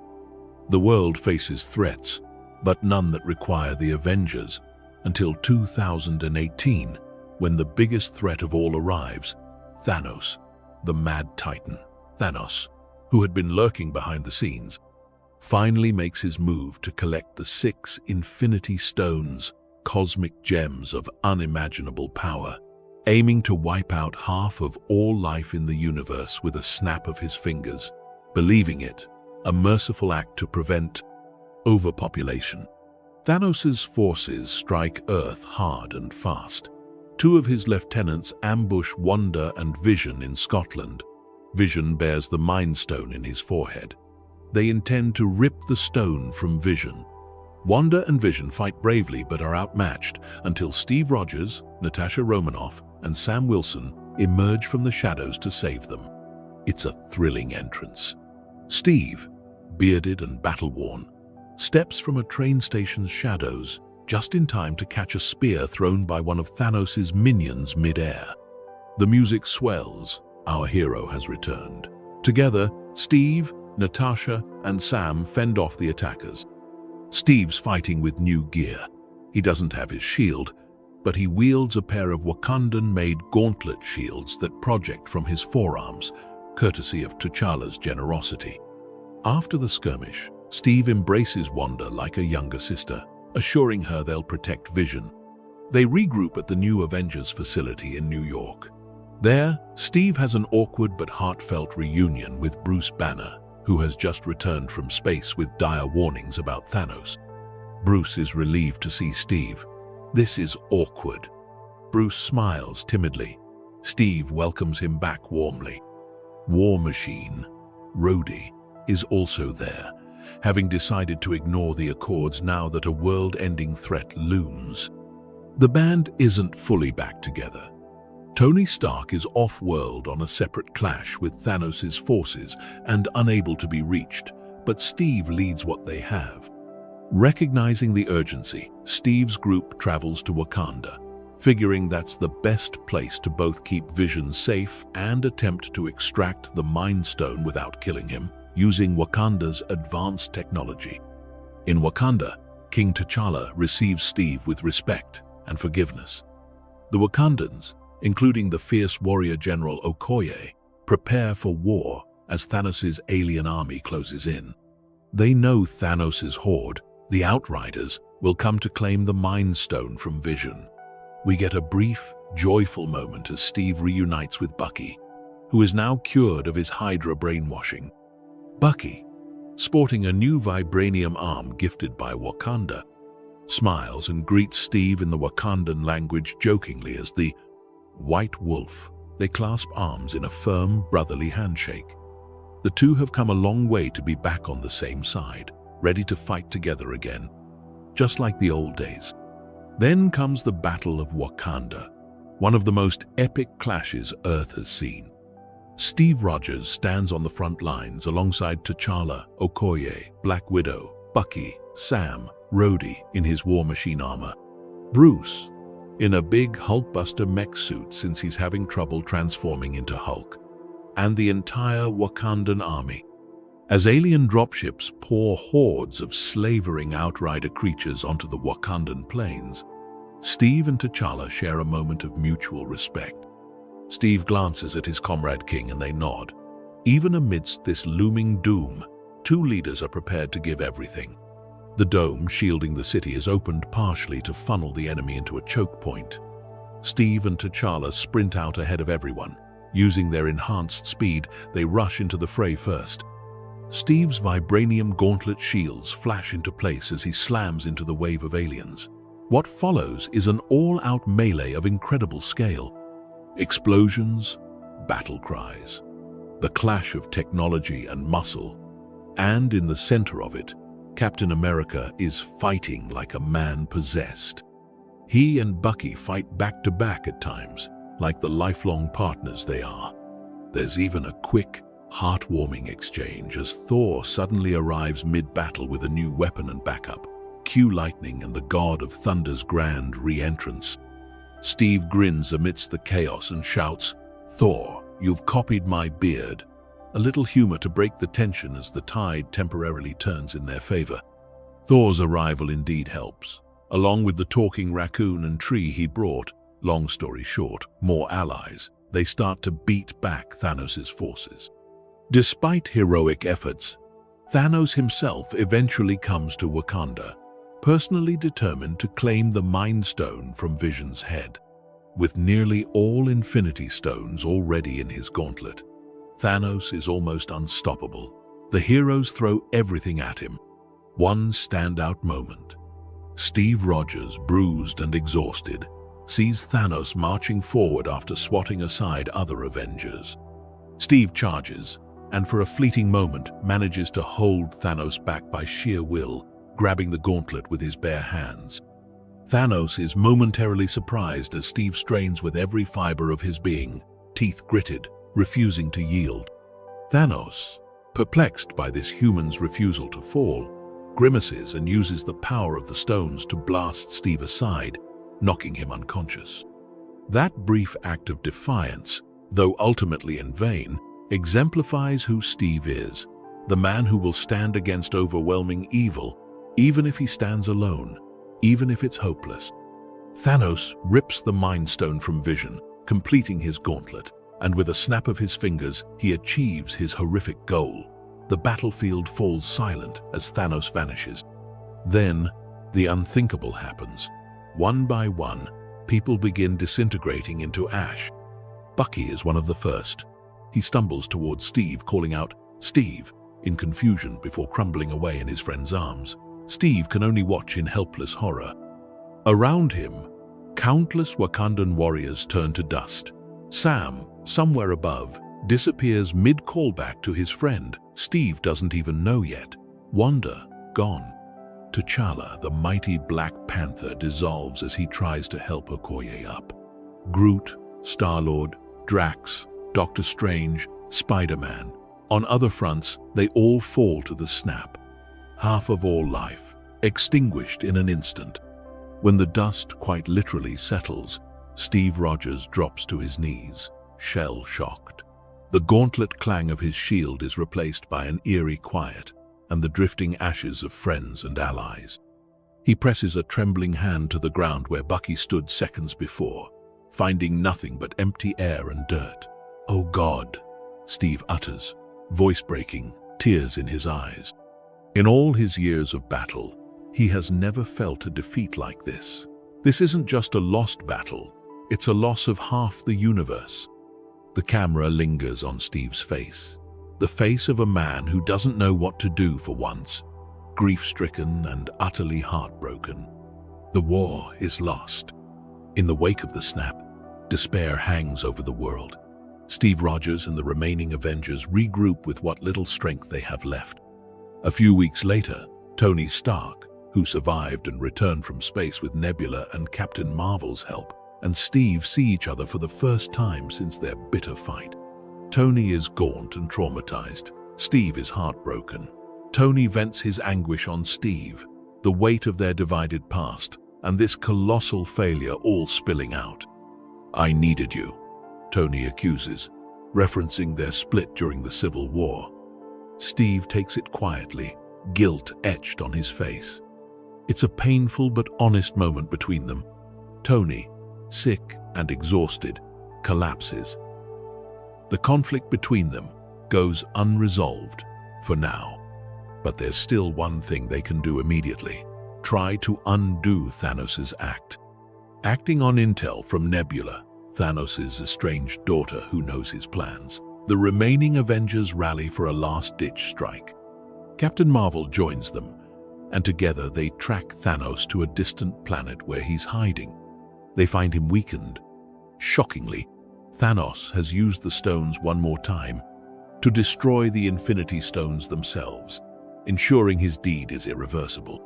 This revelation dashes their hopes of simply using the gauntlet to bring everyone back. In a burst of vengeful frustration, Thor decapitates Thanos right then and there, grimly saying he went for the head this time, referencing his earlier miss. The threat of Thanos is eliminated, but it's no victory. Nothing has been fixed. The Avengers return to Earth in defeat. Time passes. The grief of failure and loss is overwhelming, even for Steve Rogers. Yet, characteristically, Steve tries to keep going, to help others carry their burdens. We see him in 2023, 5 years later, leading a support group for survivors struggling with life after the snap. He encourages them to find a way to live, to honor those lost by moving forward. But Steve himself hasn't really moved on. When he sits in silence or gazes at a faded picture of Peggy Carter he still keeps, you can tell a part of him is stuck in that moment in Wakanda, unable to save his best friend or so many others. Fate, however, is not done with Captain America. Hope comes from the unlikeliest source, Scott Lang, Ant-Man, who escapes the quantum realm 5 years after accidentally getting trapped there during the snap. To him, only 5 hours passed. Scott brings with him a crazy idea, using the quantum realm's time-warping properties to pull off a time heist. The plan: travel to the past, retrieve the Infinity Stones before Thanos ever gets them, then use them in the present to resurrect everyone. It's a near impossible 1-in-a-million shot, but it's all they've got. Steve seizes this hope like a lifeline. He goes to Tony Stark, who has since settled into a quiet life with Pepper Potts and has a young daughter, Morgan. Tony, though hurt, has matured in these 5 years. He initially refuses to risk his second chance at life for a pipe dream of time travel. But after reflecting on Peter Parker, whom he lost in the snap, and his own conscience, Tony cracks the code of time travel on his own and decides to help. In a touching scene, Tony drives up to the Avengers HQ and returns Steve's shield, the very shield Steve left behind. "I believe this is yours," Tony says, handing it back to Steve. There's humility and reconciliation in the gesture. Steve, surprised and grateful, straps the familiar weight onto his arm once more. The two men exchange a few words of apology and understanding. The wounds of the Civil War begin to heal. They are friends again, united by the goal of undoing the unimaginable loss. Now the Avengers assemble for the most high-stakes mission ever, gathering the Infinity Stones from different points in time. The team: Steve, Tony, Bruce, Scott, Natasha, Clint, who has re-emerged, haunted and on a dangerous path as a vigilante Ronin after losing his family. Thor, who has spiraled into depression and alcoholism in the 5 years, a shadow of his former self. Rhodey, Nebula, and Rocket splits into groups for multiple time travel jumps. Steve Rogers, Tony Stark, Bruce Banner, and Scott Lang travel to New York City in 2012 during the Battle of New York from the first Avengers film, to retrieve the Mind, Space, and Time Stones. Here we get some of the film's most fun and heartwarming moments with Steve. Steve encounters the 2012 version of himself in the Stark Tower building after Loki's defeat. Past Steve, thinking present Steve is Loki in disguise, because of course, "I can do this all day." 2012, Steve says eagerly, ready to brawl, to which present Steve sighs. "Yeah, I know," in a comically exasperated tone toward his own catchphrase. The two Captain Americas engage in a spectacular hand-to-hand fight, S.H.I.E.L.D. versus S.H.I.E.L.D., evenly matched. It's a surreal scene. Steve is literally fighting his past self. 2012, Steve gains the upper hand briefly, declaring with righteous fury, "I can do this all day." Present Steve, now a bit more world-weary, groans, "Yeah, I know." Eventually, older Steve outsmarts younger Steve by mentioning Bucky is alive. The name distracts 2012 Steve enough for 2023 Steve to knock him out with the butt of the scepter, one of the stones they were after. As Steve stands over, himself, he takes a moment to catch his breath. His eyes fall on his own backside and he murmurs, "That is America's ass," referencing a joke Tony and Scott made earlier about Cap's suit. It's a rare comedic beat where Steve allows himself a grin in agreement. It's delightful to see Steve have a bit of levity after so much hardship. Earlier during the New York heist, Steve also cleverly avoids a tense situation in an elevator full of 2012 strike agents, who he knows are secret HYDRA. In a callback to the Winter Soldier elevator fight scene, it looks like Steve might bash them, but instead he leans in and whispers, "Hail, HYDRA," fooling them into thinking he's one of them. They hand him the Mind Stone containing scepter without a fight, and Steve strolls out with a sly smile. It's a fantastic payoff to fans, showing older Cap's cunning and growth. He beat HYDRA with words this time, not punches. Due to a mishap, they fail to get the Space Stone in 2012. Loki manages to escape with it in the chaos, creating a branched reality. So Steve and Tony improvise. They travel further back to 1970 to a S.H.I.E.L.D. base where both the Space Stone, the Tesseract, and more PIM particles to return home can be found. This detour gives Steve one of the most poignant moments. He spots Peggy Carter in an office. Through a window, she's vibrant, in her prime, leading S.H.I.E.L.D., utterly beautiful to him. Steve stands, hiding behind a glass pane, and just watches her, his eyes welling with longing. Peggy has a framed photo of Steve on her desk. She still cherishes his memory. Steve yearns to reach out, but he can't. This brief glimpse into what might have been fuels something in Steve for later. He completes the mission with Tony, who has his own heartwarming closure moment with his father Howard at that time, and they return to the future with the stones. Fast forward, the Avengers successfully collect all the stones from various eras, though not without sacrifice. Natasha tragically gives her life on Vormir so Clint can obtain the Soul Stone. In 2023, they fit the stones into a new gauntlet made by Tony. Bruce, being the strongest, wields the gauntlet and snaps his fingers, bringing everyone back. Unbeknownst to them, at the same moment, 2014 Thanos and his warship have traveled through time after discovering the plan, setting up a final confrontation. As the heroes reel from the toll the new snap took on Banner, Thanos' warship suddenly appears above Avengers HQ and bombards it to rubble. In the aftermath, Steve emerges from the debris alongside Tony and Thor. Thanos is there, waiting, armed with a massive double-bladed sword. This is 2014 Thanos, pre-redemption at full power and rage, and he vows to destroy Earth and remake the universe now that he knows what they attempted. Without hesitation, Thor summons both his hammer, Mjölnir, which he reclaimed in time travel, and his new axe, Stormbreaker, powering up with lightning. Steve, Tony, and Thor make the stand of their lives together. The fight is brutal. Thor goes at Thanos with all he's got, but Thanos is an incredible warrior. He overpowers Thor, even nearly driving Thor's own axe into Thor's chest. Steve, desperate to save his friend, finds himself in a moment of pure will. He lifts Mjölnir, Thor's enchanted hammer, proving himself truly worthy. The sight of Captain America wielding Thor's hammer sends electricity, literally and figuratively, through the battlefield. Thor, despite being in pain, beams with pride. "I knew it," he shouts. And indeed, the moment fans dreamed of arrives. Steve Rogers, with S.H.I.E.L.D. in one hand and Mjölnir in the other, unleashes a righteous fury on Thanos. He calls lightning down, battering Thanos with thunderous strikes, combining shield throws and hammer hits in a dazzling combo. This is Steve at his most magnificent, the culmination of all his courage and worthiness. For a while, he holds his own against the Titan, driving Thanos back. But Thanos is relentless and cunning. He eventually breaks Steve's shield with repeated blows of his heavy sword, a chilling echo of Tony's vision back in Age of Ultron of a broken shield.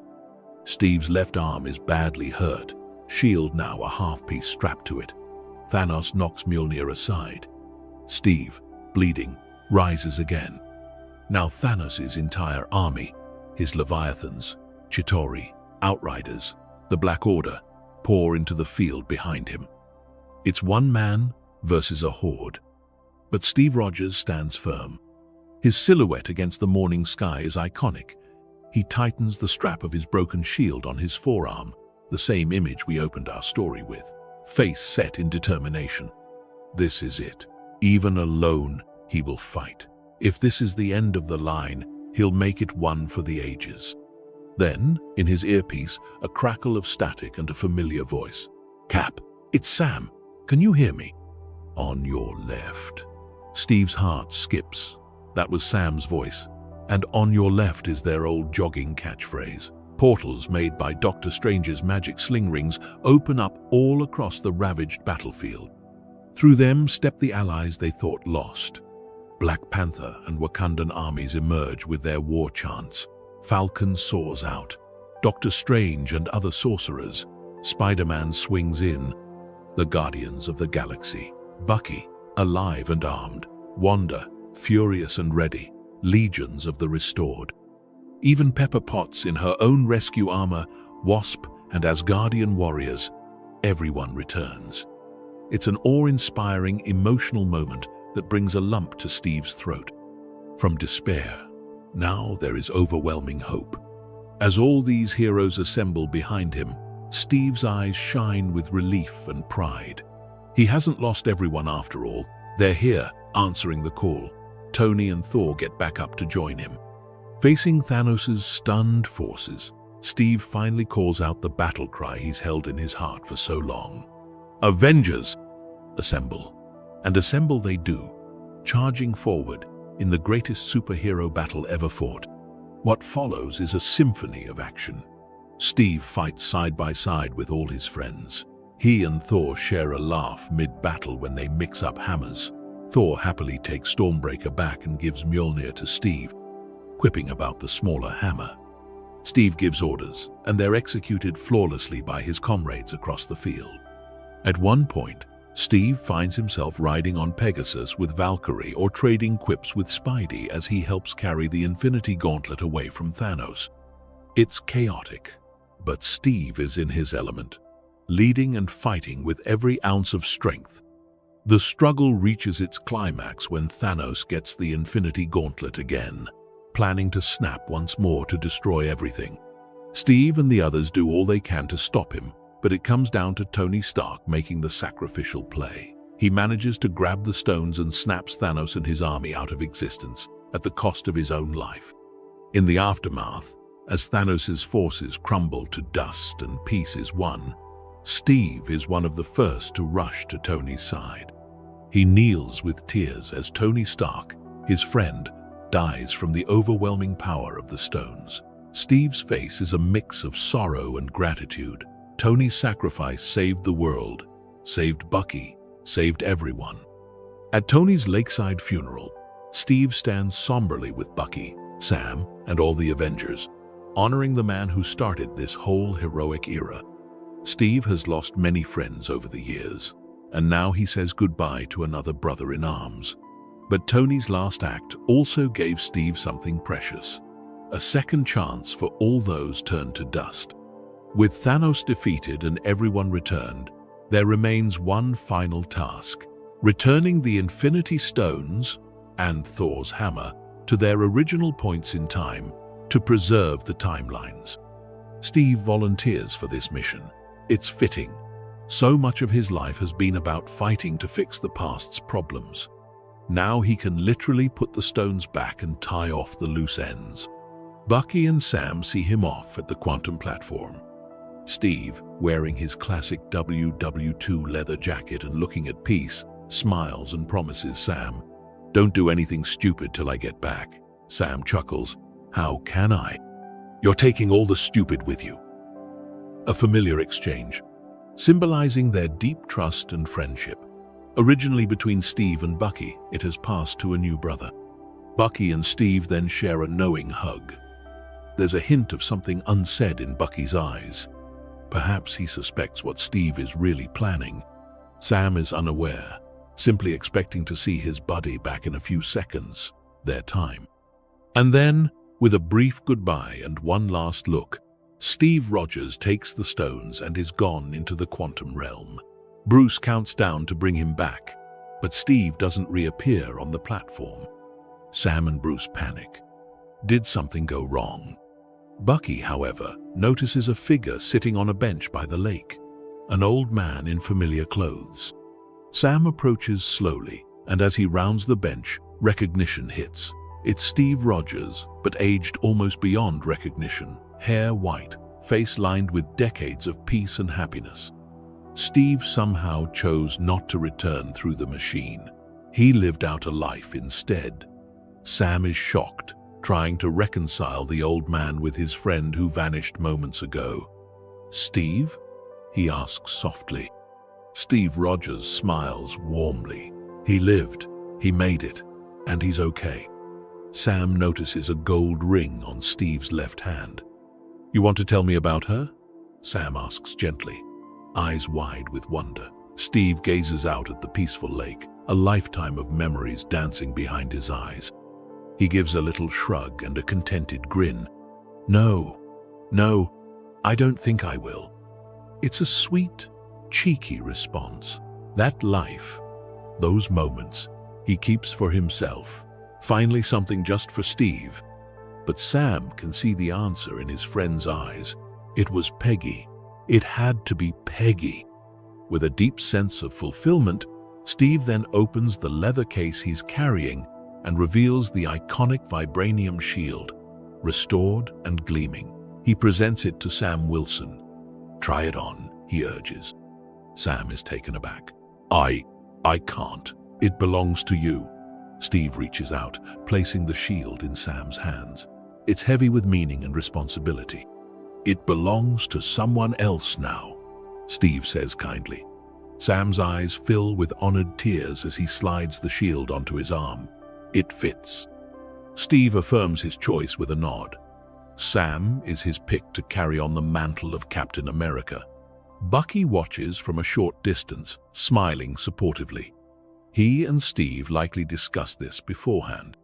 Sam looks at his mentor and friend, now an elderly man who finally got to live a full life, and tries to express what it means.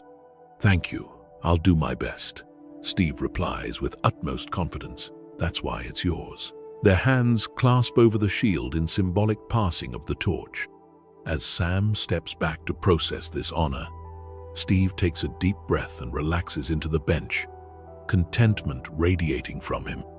In his mind, perhaps he's still dancing in a living room in 1949 or 1950, holding Peggy in his arms.